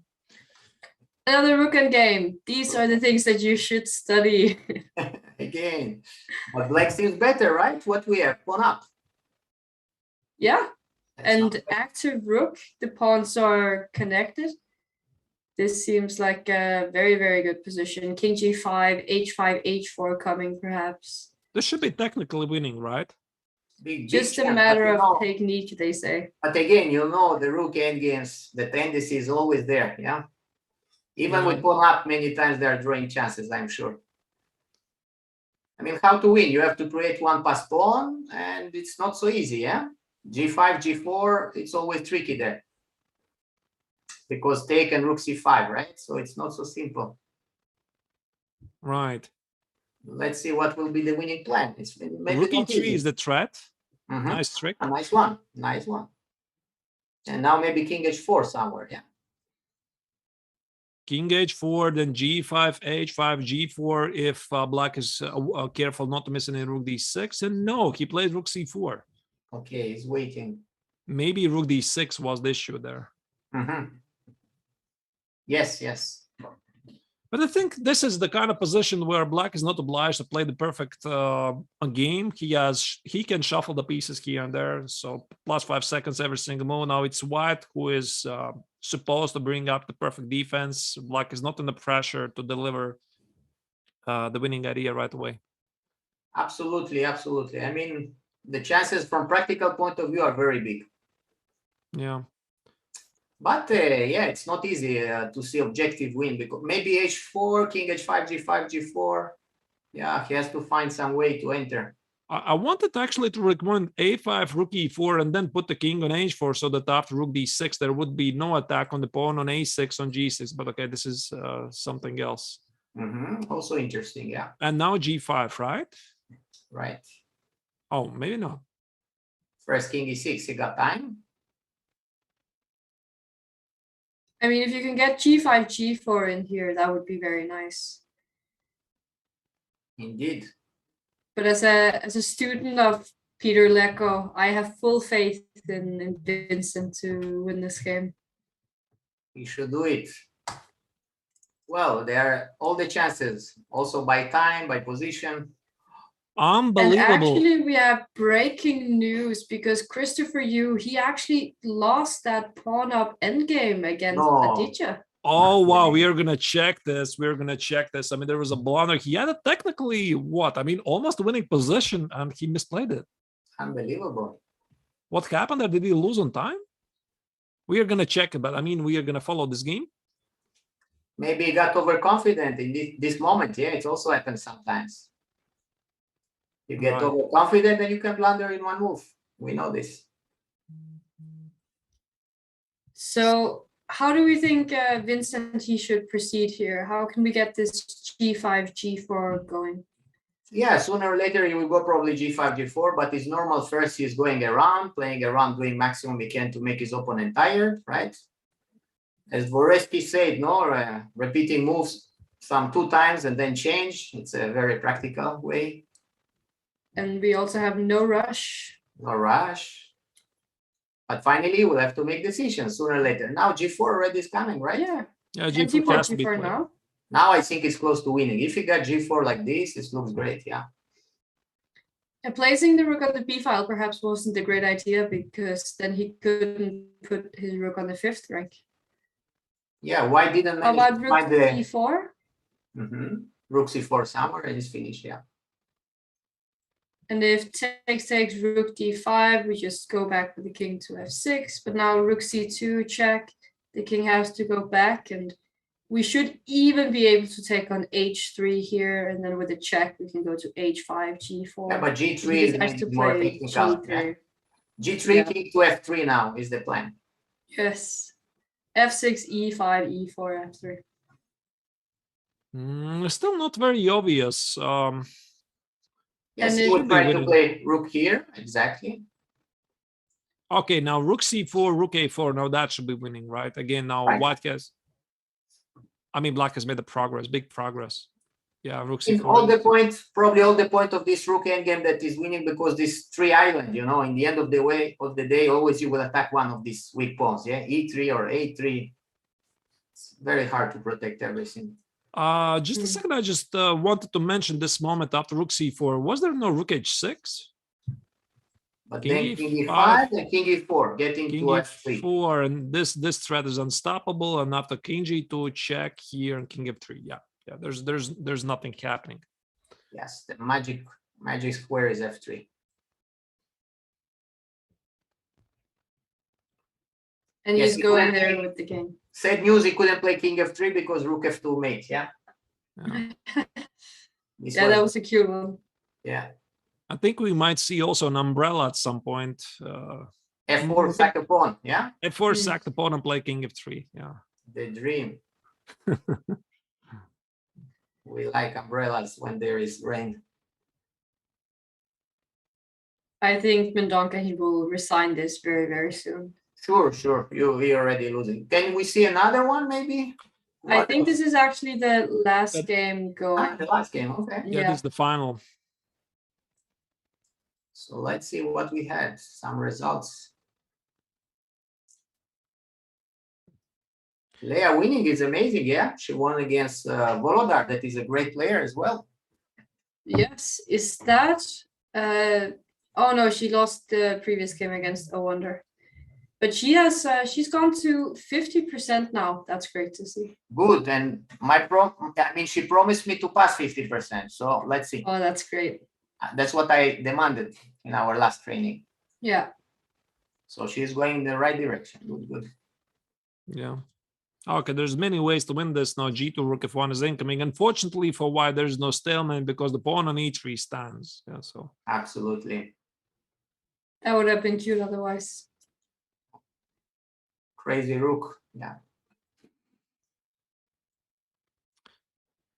All right, so I think that's quite official that Vincent is winning this game. And what does that mean for the overall standings? We're going to check, but can we maybe go back to that game of Christopher Yu? How did he lose it? Yeah, let's take a look at that one. That was insane. It looked like he was just a clear pawn up, and suddenly it was game over. Yeah, so we left it around here, right? It felt that definitely black is in charge here. Extra pawn, simplifying the position. Absolutely. And F5 maybe was not even necessary. I was thinking he will prepare somewhere bishop e5, but maybe just rook d8, rook d7, right? First to get stability. But even this, I think, is good. I mean, takes, king g7, f5, rook c8. Absolutely. Seems very technical position. Absolutely. Bishop d6 is a monster. Blockader and attacker, yeah. Right. Yeah, so you cannot take because the bishop on e6 now is going to be under attack. Still impossible. So there must have been a blunder. Yeah. Now we can win another pawn, no? Pawn take e4 and win the a2. F4? A1. Okay. Well, is that a mouse slip? Unbelievable move.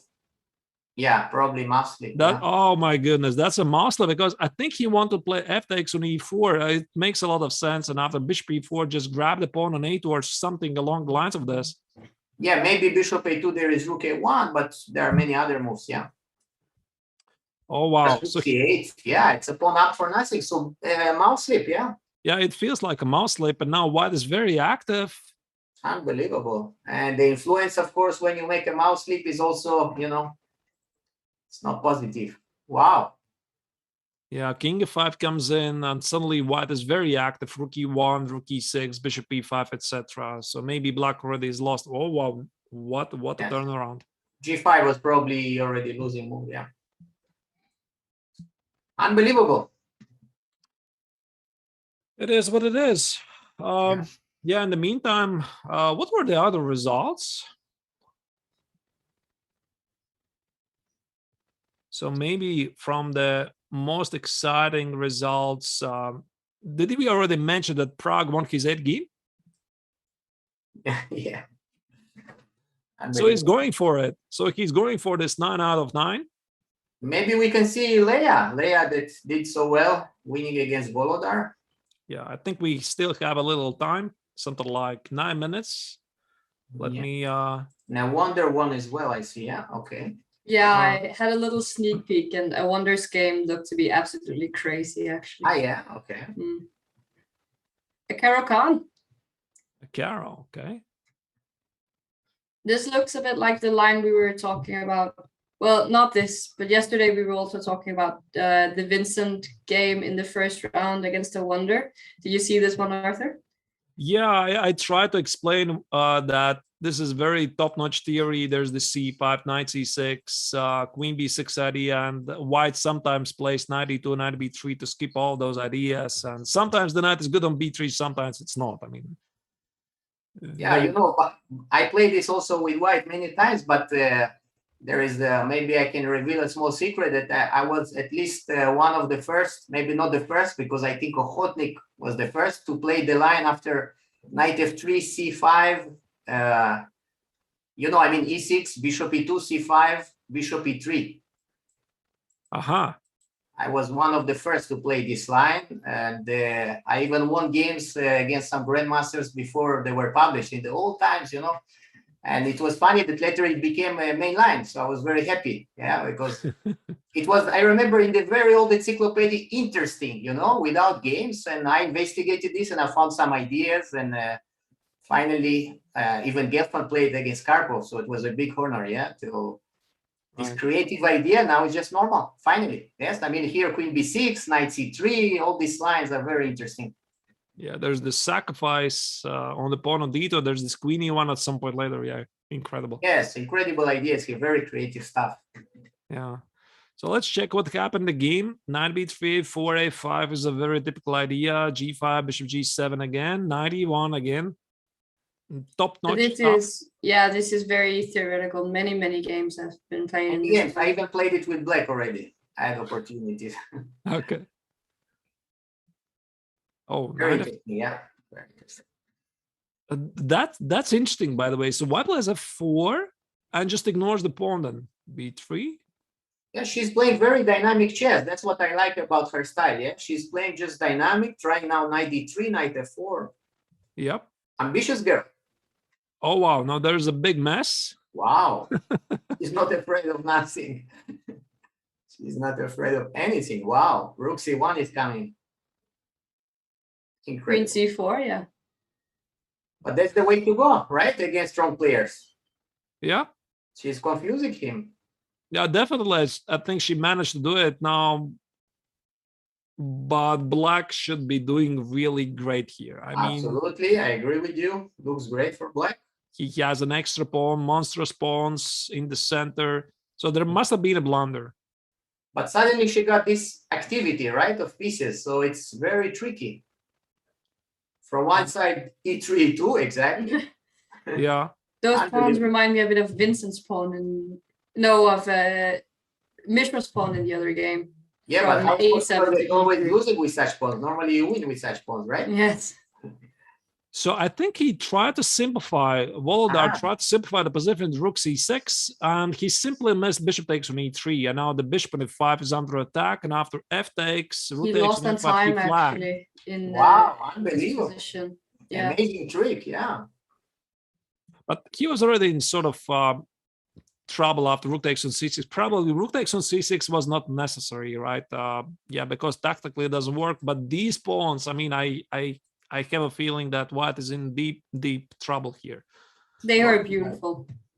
Yeah, something like bishop g4. I don't know, threaten with d2. Not only the rook on d1. I don't know. Yeah, bishop g4 is really looking good. But maybe, you know what, bishop g4, maybe bishop c2 and try to go for the other diagonal. Some big ideas there. Yeah, because we can sacrifice. But you have E2. You win Yeah, I a have rook. E2. Yeah, E2 is winning a rook. Maybe it's too much. Yeah, it's tough. It's tough. Yeah. But she Anyway. confused him. Great fight.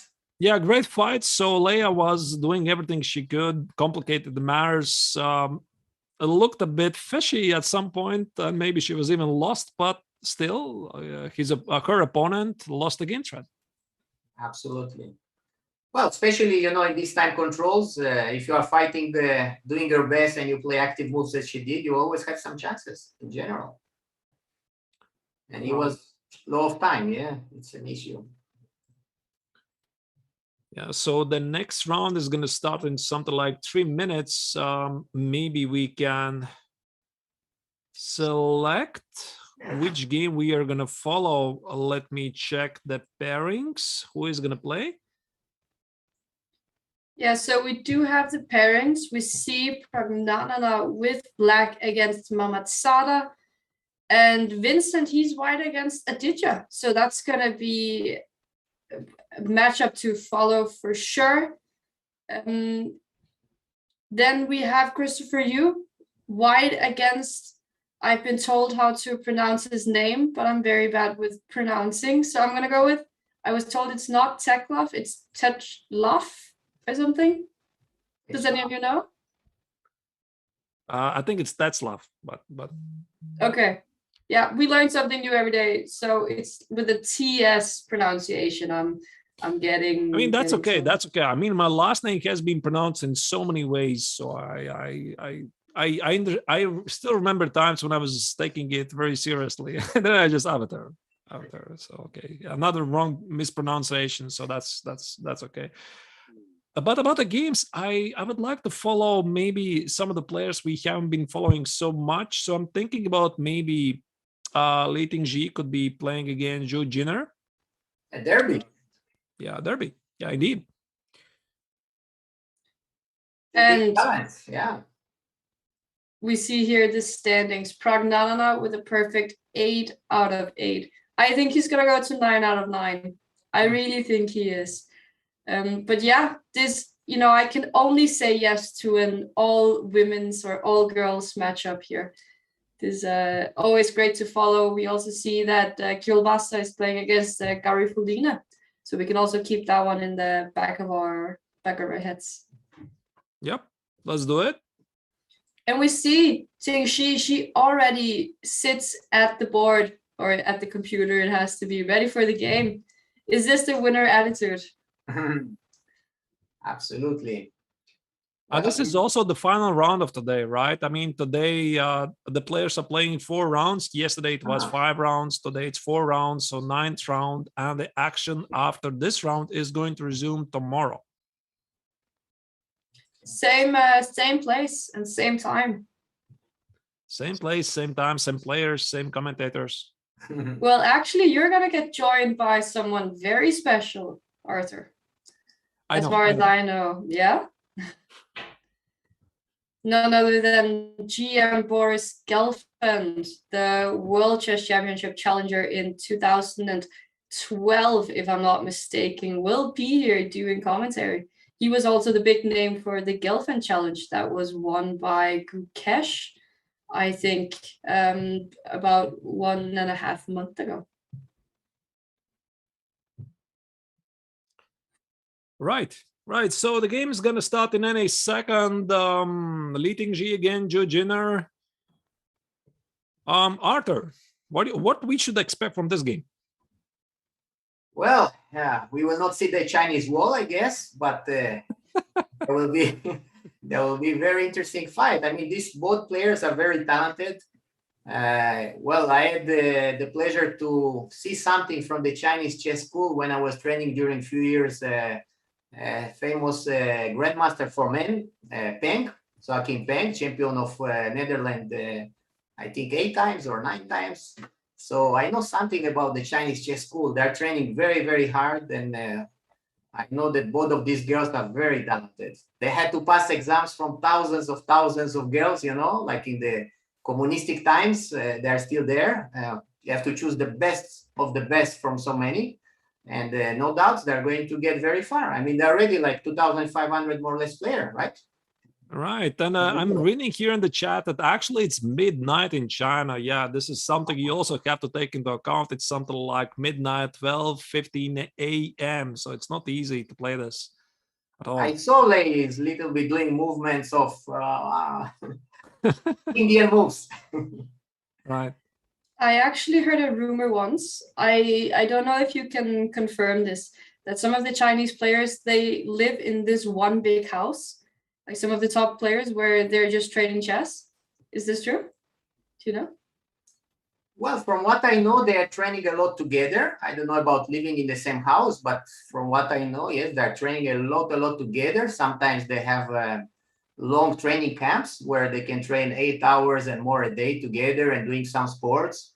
And maybe this is something special they have, no, compared to some other countries. They have a big connection between them, helping to each other. And as you know, the top players of China are training the others. That this is not a joke. Yeah, I think it's something, maybe in the old time of communism, also in USSR, it was very, very common. Yeah, when Botvini, Korsmislov were giving lessons to the others. Sharing such knowledge from the top to the others is something fantastic. And it's sad that not all the countries are doing this, right? Because, I mean, we have some top players in some countries, they stop to play chess or play less, but somehow they are maybe not, I mean, the federations are not enough motivated to give them chances to share this information. Yeah, that's pity. Yeah, I also remember at the 2018 Olympiad, I was there and I just saw the entire Chinese team. They were sitting at the boards maybe 10 minutes before the start. And they were just sitting there all together, chatting, having fun, giving out some autographs. And I thought it was really great to see that they had such a strong bond. But the games have started. It's a super sharp Najdorf. What do you know about this position? I wanted to mention some kind of a careless attack with G4, but I just stopped here and I was admiring move A3 and trying to understand what's the idea of this move. So it's some kind of a waiting move against B5, right? Yes, but it's indeed very strange. Yeah, I guess that the idea is what? That now White is waiting to see what Black is doing, but Black is not forced to play B5, and then A3 will look strange, right? What if I play something like H6? That's too much, right? I'm also waiting what White is going to do. I mean, we can play cat and mouse all day. Yeah, but I mean, why to wait? I mean, if I was Black, I would rather try to use this tempo, no? I don't know, maybe knight C6 or something in the center. Maybe knight C6 and D5 as an idea. I mean, A3 is, of course, a modern kind of chess, right? To try to maybe engine move. Maybe it's engine's second or third move, but we use it as a surprise, right? Yeah. So bishop G7. This is what was played before. There you go. Bishop goes back again. But H5 was very ambitious move, right? Very nice. Yeah, H5. Pressing White to play G5. I mean, not really. G5 was not mandatory. H3 could have been played, but of course, G5 is very tempting. Yes, or G take H5 and prepare long castle. Yeah. Yeah. So what keeps the dark square bishop alive? Of course, instead of bishop C1, Queen D2, or Queen E2 in general is not a great idea because Black is supposedly very happy to trade this knight. Although sometimes White allows this bishop trade. So I'm not really sure. So this is the current position after H3, knight E5, and F4. Yeah, that was the point of bishop C1, trying to gain many tempos on the knight, H3, F4, knight C4, there is B3. And the game is getting very messy and dangerous now for Black. Losing so many tempos. Looking at the opening, I thought it reminded me a bit of the game with Isipenko against Carlsen from Tata Steel. Just instead of knight G4, knight F to D7. Very roughly the same position, no?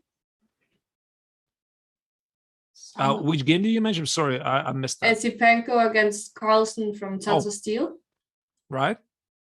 I think it was very close to being the same position. Isipenko also played an early G4, and there was also some A3 and B5 on the board, I think.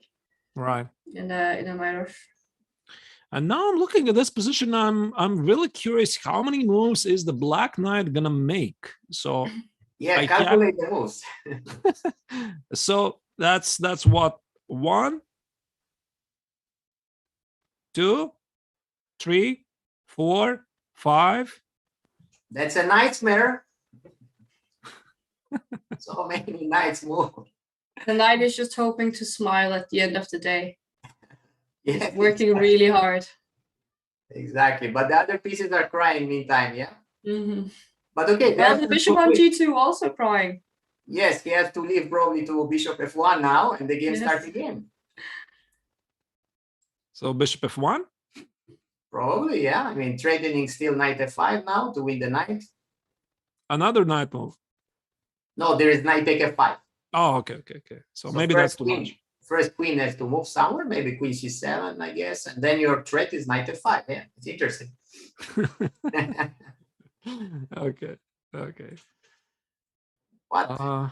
Yeah, so Li Tingji is thinking about this. Yes. And you don't have some kind of... No, I wanted to make a weird move here with the white. Trying to go for some rook g1, and if you take on g2, I take back, and then maybe I want to play g6, and I still have some threats with moving my knight possibly and taking on d6, but I'm not too sure. Yeah, but your idea is not bad, because now on queen c7 there is something like g6, for example, so it makes sense maybe to give this bishop away for activating a rook.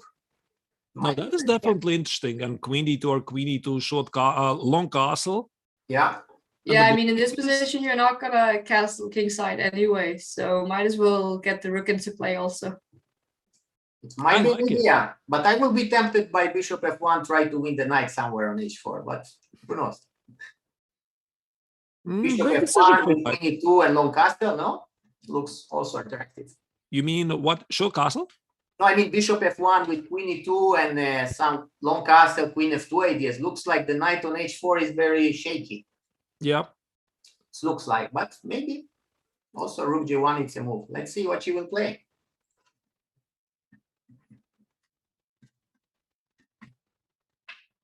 Yeah. No, actually, I agree. I mean, short castle is not a great move. Probably rook g1 or bishop f1. Big decision here. So maybe let's use this opportunity while white is thinking here and switch to another game. Any preferences? I think it's another Najdorf in the game Kielbasa against Garifalina, if I'm not entirely mistaken. Let's do it.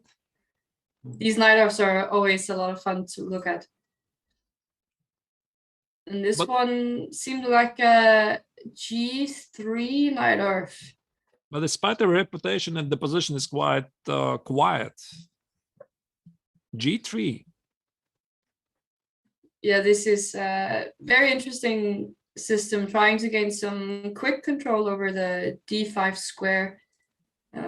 Sometimes black actually goes h5 in these types of positions, but first you have to try to get those knights away from d5.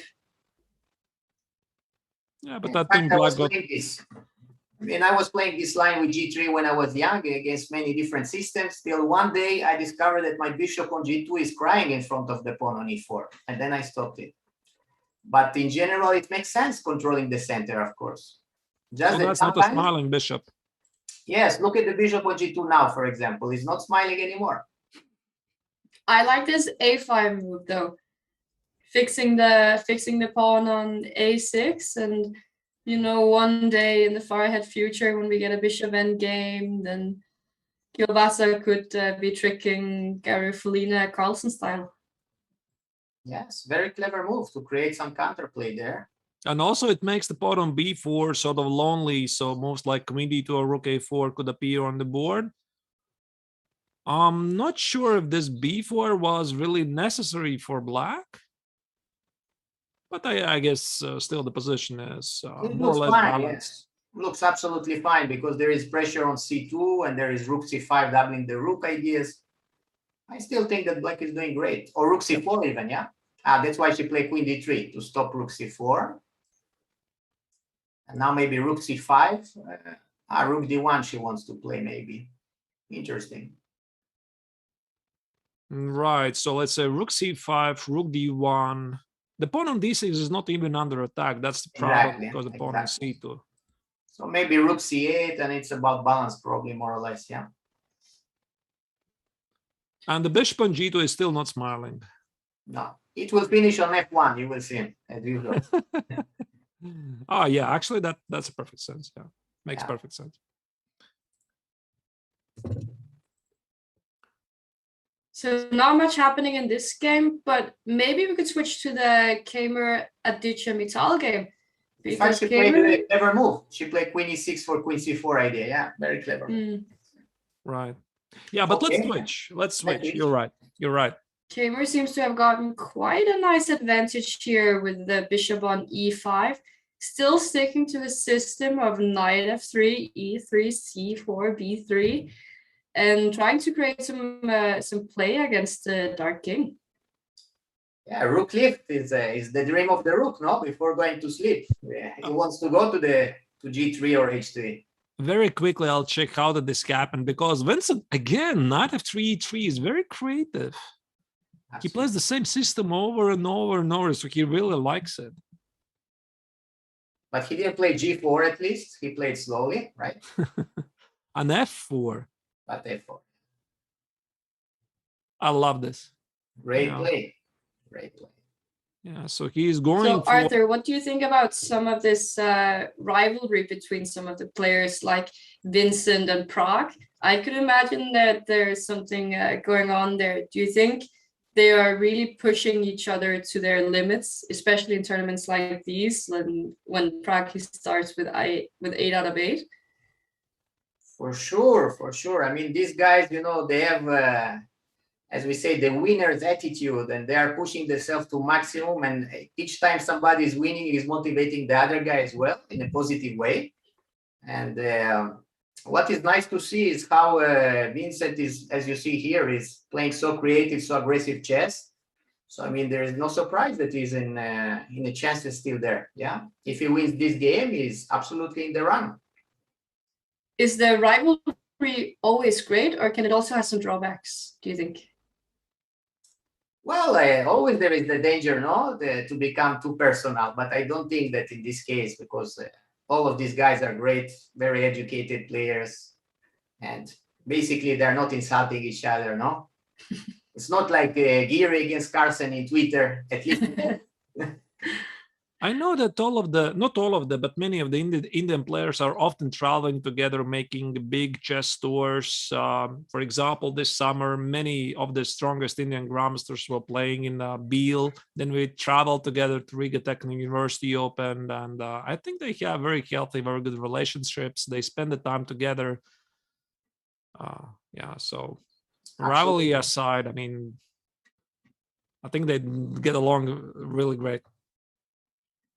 I agree. I think that, in fact, this new generation, from this point of view, are really doing very well because they are friends. There are many nice guys together, and basically, this is part of emotional intelligence opportunity, you know, because chess is a game where it's very easy to close yourself in one room, to stay many hours only you in the computer and nobody else.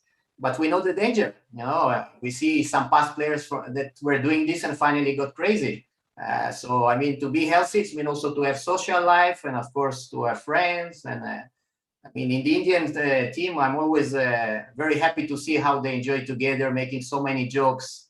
They have great leaders like we see, like Shah, no, the famous also journalist, and Ganguly, of course, is doing a great job as a trainer also in my team. So. I think it's a big pleasure to see the new generation, how they are also having fun, except chess. I saw a question in the chat, maybe I can read it. How big is the time zone and fatigue factors for those who play very early, very late, or have played many exhausting tournaments in the past days? Probably, I mean, it plays a huge role, right? I imagine, especially playing in online tournaments. Some of the players have an early morning, some of the players have midday. But for Chinese players, it's already night. Absolutely. But, you know, from other side, as I'm teaching and Ellen knows, champions have no excuses. I mean, normally, if you want to be a champion, as we learned in the old Russian chess school, I'm sure, Artur, you have some experience from the old times, no? That our parents telling us, even if I wake you at 2 o'clock, 3 o'clock in the night, you have to answer correctly this question. Yeah, we were educated like this in the old times. And I think that from some, especially for sportsmen, it's very important to be like this. Yeah, I mean, no excuses.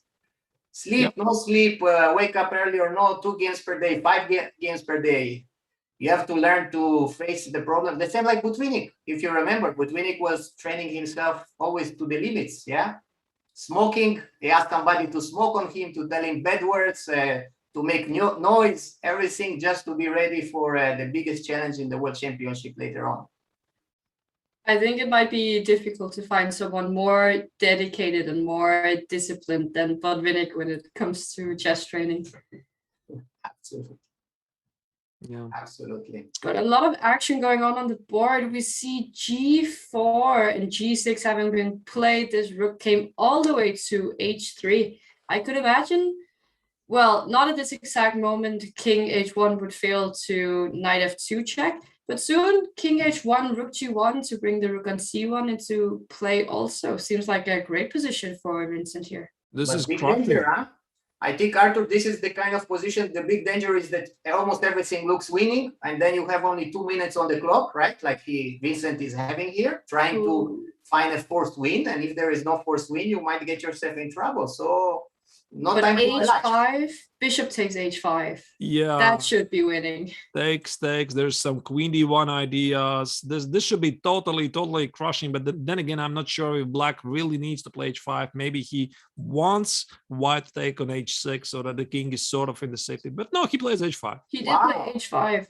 That is surprising. Maybe good news. Good news, maybe. Yes, Bishop H5, Queen D1. What he wants to play? Queen F7.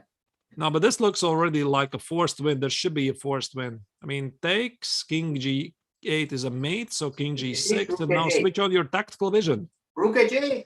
Yeah, that's it. Great. Yeah. That's surprising.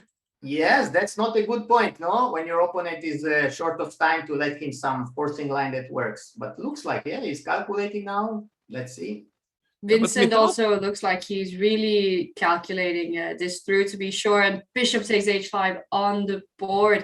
I don't think Vincent's 2 minutes are gonna matter too much here. The position is simply just too good and too easy to play at this point, perhaps. Yeah, I think Mittal was completely outplayed in this game. So yeah, he felt that the game is not going well. Maybe there is some other factors also playing the role, like the previous game. Maybe it's fatigue. Yeah, you know what? Maybe he was thinking that he can play here something like King G8, Queen H7, Bishop G7, but after G6 there is Queen H8 mate coming.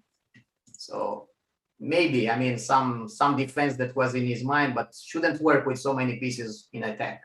Yeah, maybe he simply missed Queen D1. Indeed. Also. Yeah.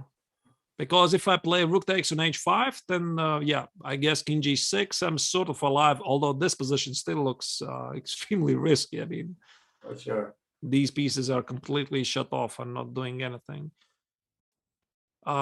Bishop G7 is played. Yeah, so that's a mate, G8 right? and G6 now looks crushing, right? Or not? Not over yet. Bishop take E5 and Queen G7. This is his point. So how to win it by force? Maybe first Queen H7 and then G6. Or maybe Queen G6. Yes, instead. Sorry? Oh, then you can take on E5. Okay. Queen G6 right away? That's actually on the board. Okay, he did play Queen G6. Cool. Yeah, but there was also Bishop take G7 winning, right? On the spot. Because of the rook on... yeah, the rook is hanging. So looks like, right? Yeah, and Bishop G7 was simpler, but okay. I mean, Queen G6 also many looks, wins. Yeah. Yeah, many wins. Rook H7 is crushing, and let's say if I play something like Rook F8, then probably Rook H7. This looks like a mate to me. Is it though? Attention, yes, always. Not yet mate. Not yet a mate. Where's the mate, by the way? Maybe still in the game, yeah. Check. No, I think it's completely crushing. But just to get that knight away from E4. The thing is also that black is completely tied up in the queen. Oh, you can king play side. queen There's e7 and nothing- g6, queen on g7. Yeah, Oh. just take the piece. Yeah. Yeah. Just take the piece, and that's it. You have two passed pawns here: bishop on e5, knight on d4, dominating. Yeah, I think Winston is going to win this. Should we switch to another game? I think there's not going to be any surprise here. Let's take a look at Prague's game, see if he will be able to go to 9 out of 9. Or Wow, what his is chances happening should be less there. and less, right? He's winning every game, but what is this? Yeah, not so clear. Not And so he's clear. all time. Gunay is from our team. She's a big fighter. She already surprised many of the top guys before. So let's see. Maybe she can do it. And white is actually up a pawn, if my grandmaster's calculation is correct, right? Yeah, double pawn, but a pawn. Double a pawn, but a pawn. I mean, it's still a But pawn. we've seen Pragnanana with this knight before. It can be so tricky. Yes, it's reminding the first round, no? When he was also Mhm. pawn down, but with a good knight. Maybe he'll try for some. Yep. No, b4 is. I was about to suggest b4, but b4 c5 would be too much. But I why just wanted she to create a yeah, why pawn. she get back the pawn? Because she want to play queen c3 maybe and guarantee safety, yeah, or something. d6. Fantastic. Wow. Trading the pieces, the pawns, bishop c4. I think it's about equal. So the knight on f6 is good, but now white managed to activate the bishop. Exactly, yeah. And Vincent has indeed won his game against Aditya. Going to, it must be 7 out of 8 he has now, even though this is the 9th round, because he did already have a bye. Yes, he's doing great, huh? Fantastic result. Maybe Prague is thinking right now, oh no, draw is coming. 9 out of 9. Where's my 9 out of 9? Yeah, but he will try to win this. Even he got only 50 seconds, position is around equal, but we know him. He's going to fight. And now let's see Gunay also in action. Yeah. Such a nice bishop, yeah? The bishop now is so great. But the problem for white that the bishop is more predictable, right? I mean, it just jumps at the light squares. The tricky knight, it can always surprise opponent. Exactly, but for the moment, the knight is well dominated. That's a good point. And somewhere changing queens, also it's in the air, right? Let's see. Maybe she will dare to play somewhere g4, h4 for the win, but this is already another question. I'm starting to like black's position more and more. I feel that if anyone's playing for a win here, it would be black, no? No, this bishop on c4 is also very active here. Bishop b3, something like g3, king g2. Can I go knight d7 to c5, for example? Knight e7, knight c5. Maybe. And then if you put your bishop on b3, you also have to be a little bit careful that I don't get a check on the back rank with the knight coming to d3 at some point. Also, black needs to watch out for some queen a7 ideas, so the pawn on a6, pawn on f7 is not targeted. But I think first white needs to make sure that the king's in safety. So h3 weakens too many squares. I guess g3, king g2, or maybe, as Arturs said, g4. I don't know. I would be scared about this g4. Yeah, g4 is hard decision to take. But from other side, you have this h4, g5, g6 idea many times. So probably it also can be. I guess if white goes queen a7 now, his plan is to play queen d4 check. How else are you going to protect both f7 and... That's a big decision. Do you want to make it a5? in time trouble? Yeah, but this is question of timing, yeah? Yeah, maybe if you get the knight here, that's a great idea, by the way. Mm-hmm. And there's no points of penetration to get to the pawn. But now, 97, Prague plays Helen's idea, what you recommended before, 97, knight c5, and I guess maybe queen d4 at some point. So maybe king f2 is coming to be ready, but queen d4 always there, yeah? Yeah, queen d4 is indeed tricky. Knight c5 and queen d4 and offer this trade and then somehow block those pawns. 4 pawns are not going anywhere, and black essentially has a healthy extra pawn at the center. But Prague also only has 20 seconds left on the clock. Important to keep in mind, Mehmet Sada just going below that 1 minute. Time could be very important here, especially with tricky pieces like the knight. And h3 was probably not so practical because you wanted the king on g2, not on h2. Yeah. So now she is a bit what to do. Yeah, it's not easy decision. For black, he has a lot of easy moves, I think. Now white is struggling a bit. Absolutely, and time is coming there. Bad news. She King also got H. short of time. King h1. Wow, prophylaxis. Yeah, but where is it going? What does she want to play now? I don't know. Queen c3, attacking the pawn at least. Okay. So how about There might be some queen d4, knight e3 ideas even. Yeah, she's in danger. Queen d4 is coming. Prague is doing his job again. He's overplaying. So it would seem. So can he go queen d4? Yeah, he went And queen he does d4. Now maybe queen b4, try to activate queen b4. I don't think you can trade. I don't think you can trade because this is a huge risk. Maybe queen b4, hoping for queen b8, attack on f7, yeah?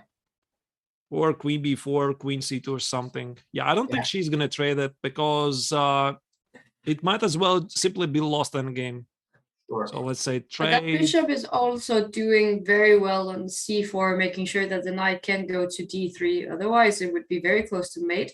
And she actually did play queen b4 and king h7 is on the board. Prague just trying to gain a bit of time. What a move. Look what she did. What is this? This is Bunai. She's a great fighter. So she takes, gives a check. Could he have gone e4 maybe? He just protects his pawn on f7. No, that was just a panic, I think. Yeah. But can he play e4 here? He plays a3, trying to fix that pawn on a2. Yeah, Prague is completely taking over the game. He's taking over. Yeah, f6 was, like you say, panic. Probably was not working. Yeah, I saw the cheese in time, but no real idea. Yeah. Yeah. There's knight e6, knight e4, knight f4. Now this already looks like a technically winning position. Yeah. Amazing. He did it again. Yeah. Prague looks like he's going after 9 out of 9. Incredible. I mean, I was half joking at the start of the game. I started with the day. I thought, I mean, how realistic is it if Prague is going to make it 9 out of 9? And you see, even this endgame in the beginning was not close even to winning, but slowly. Right. Yeah, he played also great skills in endgame. What can we say? Yeah, the tricky knight keeps improving, and the bishop simply cannot find its time. What happened with time? Look at the time.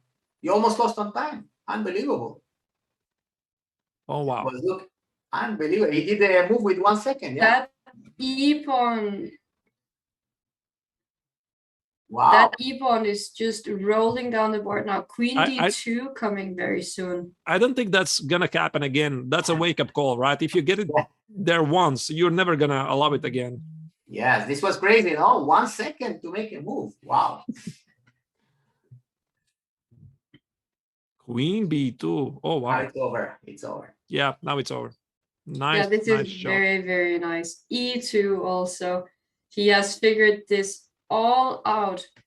And Pragnanana going to 9 out of 9. How incredible is this? How strong is this guy? Can he lend me a few of his knowledge or rating points or something? I'd love for him to share. He has plenty. Wow. He's amazing, but he still have to play my guys. So there is hope. He does, and we still have a few games running. There's the game with Volodar against Dakupati, who has had a tough tournament, and we also have Mishra against Mendonca. Here we have Volodar and Dakupati. And has 2 extra pawns, White right? has 2 extra pawns, yeah. Yeah. Yep. Should be technically winning. Yeah, it's pity because Balaji had some very promising positions yesterday, I saw, but somehow is under time trouble. He's making mistakes. Yeah. Yeah, I'm thinking, can I play something like King G7, H4, H5, H6, H7? That looks, or King G6. Okay. King G6 probably better, not even check. Yeah. Yeah, it's all about technique now. Black cannot create even threats, right? H pawn is running to president. Indeed. New president.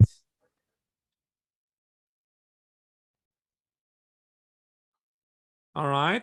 I think that Volodar is going to win this. And I'm looking at the other game of Abkimani Mishra against Leon Luke Mendonca, and that looks like a dead draw. So I think we simply follow this game, because in Mishra's game against Mendonca, that's Opsikar Bishops and a totally fortress. Yeah, looks like. So it's a very interesting situation in the tournament, no? One clear leader, second place probably Vincent, and who is third? Christopher Yu could be third. Christopher Yu is third, and Pavel in fourth place. Wow, excellent. I like this triumph counterplay with the D pawn, but it is gonna pick up as Volodar. He did win the game. Our last game, Mishra against Mendonca, looks like a dead draw in this opposite colored bishop endgame here. Unfortunately, the extra pawn for black does not matter. And it's a draw. This actually reminded me of this crazy, what was it, 250 move draw, which was played by David Howell against, who was it, Artur? You probably remember. Krishna, I think. Yeah, they're just pushing European this team championships last year, probably. Yeah, I think it was Howell against Krishna. It's a problem, yeah. Also, it was some kind of a fortress, and yet they played some plus 200 moves more than they should. Yeah. Sometimes it happens, yeah. Yeah. Well, that happens if none of the players wants to draw, or if one of the players doesn't want to draw. Actually, that's more precise. Can we see the results maybe of this round? This is the situations you want to have enough qualified arbiter to stop the game, right? But it's not easy. All right. So now you're seeing the results of this round. Prague goes 9 out of 9. 9 out of 9. And Team Kramnik, they are pulling a few points every single round now with an 8.5 lead to Team Palbert's 30.5 points. It still looks like it's not going to be enough to get to the World Chess Championships in Dubai. Arthur, what do you think the chances are for your team? Do you think they will keep their 27-point advantage? Well, I really hope so, because I want to meet them face to face finally, and to see the match of Carson, of course, against Nepo. That is going to be super exciting match, I'm sure. Oh, so you're also gonna get to go if your team wins. That's the plan. That's clever. That's the plan. So we are all super motivated, of course, for this reason, but not only, of course. So you need to get them in a call at this exact second and say, don't throw any more points. We need to keep this lead. Absolutely. But okay, I trust them. I mean, we have great guys. And of course, the other team is also super team, the Kramnik team. They are doing great job. And I think we are a little bit luckier. But after all, it's part of the sport, yeah? Well, I've heard that a good player is always lucky. Do you not think this is true? Yes, I mean, I always say that I don't believe in luck. I believe in good moves. Yes. But of course, there is, in this kind of time control, anything can happen. And I think we were a little bit doing better in the first few matches, but this time they're leading. It's normal. It can happen. Yes. See the final. Let's see the final result if we can meet all together in Dubai. Yeah. Right, indeed. So for today, the playing has finished, because 9 rounds have been finished, and the players will come back tomorrow with more games. I think it's the same time, right? 4 p.m. Central European Summer Time. Maybe some final words from all of us. Yeah, I mean, I can start. I want to say, Arthur, both of you, it's been an absolute pleasure being here with you. I feel like I have learned so much, and I'm very, very happy to have gotten this opportunity, and I hope for some more instructive chess in the future. Right, Ellen, you're not coming back tomorrow, right? I understand. Unfortunately, I am not. I would have loved to, but I have some work, I have some university, and I simply just do not have the time.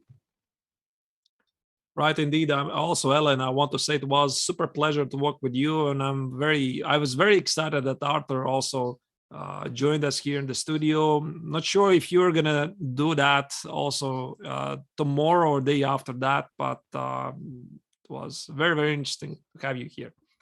Yeah, thank you very much. I mean, it's a big pleasure to be with you, really. Ellen, you are doing a great job. I'm impressed with your classical chess knowledge, fantastic. And Artur, of course, as usual, we know each other many years. He's a super talented player and great trainer. And yeah, maybe once we have also to get Artur Yusupov and Bisgayer, unfortunately, already not, but all the Arturs, yes, it will be interesting. I so totally look forward to that. So there's going to be a team of Arturs. Yeah, why not in Olympiad? Yeah, it's a big pleasure, and really, I had fun, and I'm sure you will continue to enjoy. I mean, all these kids are amazing. I think we shouldn't stop to praise them because they're doing a great job, and it's not easy to play each game against such a strong player. I think all of us will have troubles against such guys. They have so many lives, so many resources in each game, and I'm happy to have the opportunity to train my guys, and I hope they will manage to win the tournament. I mean, Vincent is still there. Indeed. Many exciting rounds to come. What a performance by Prako, 9 out of 9, but also what a performance by Vincent, only having lost one game. Christopher Yu also showing excellence, and I think everyone's on the scoreboard now. So that's also really nice to see. Yeah, that being said, probably wrapping up things here, I would like to thank also all the viewers who are watching our broadcast today. We're following your messages in the chat. So, of course, don't be strangers. Please say hello. Also, come back tomorrow. And with this, I think we are saying goodbye and see you tomorrow. Thank you, everybody. It was nice. Thanks all the viewers.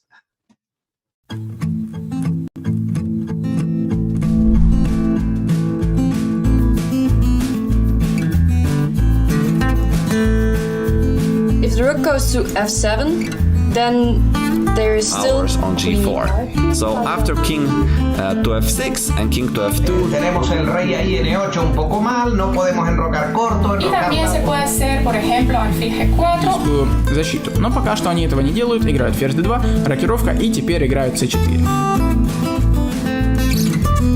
Thank you so much for the lessons. Gracias por las clases. Gracias por las clases.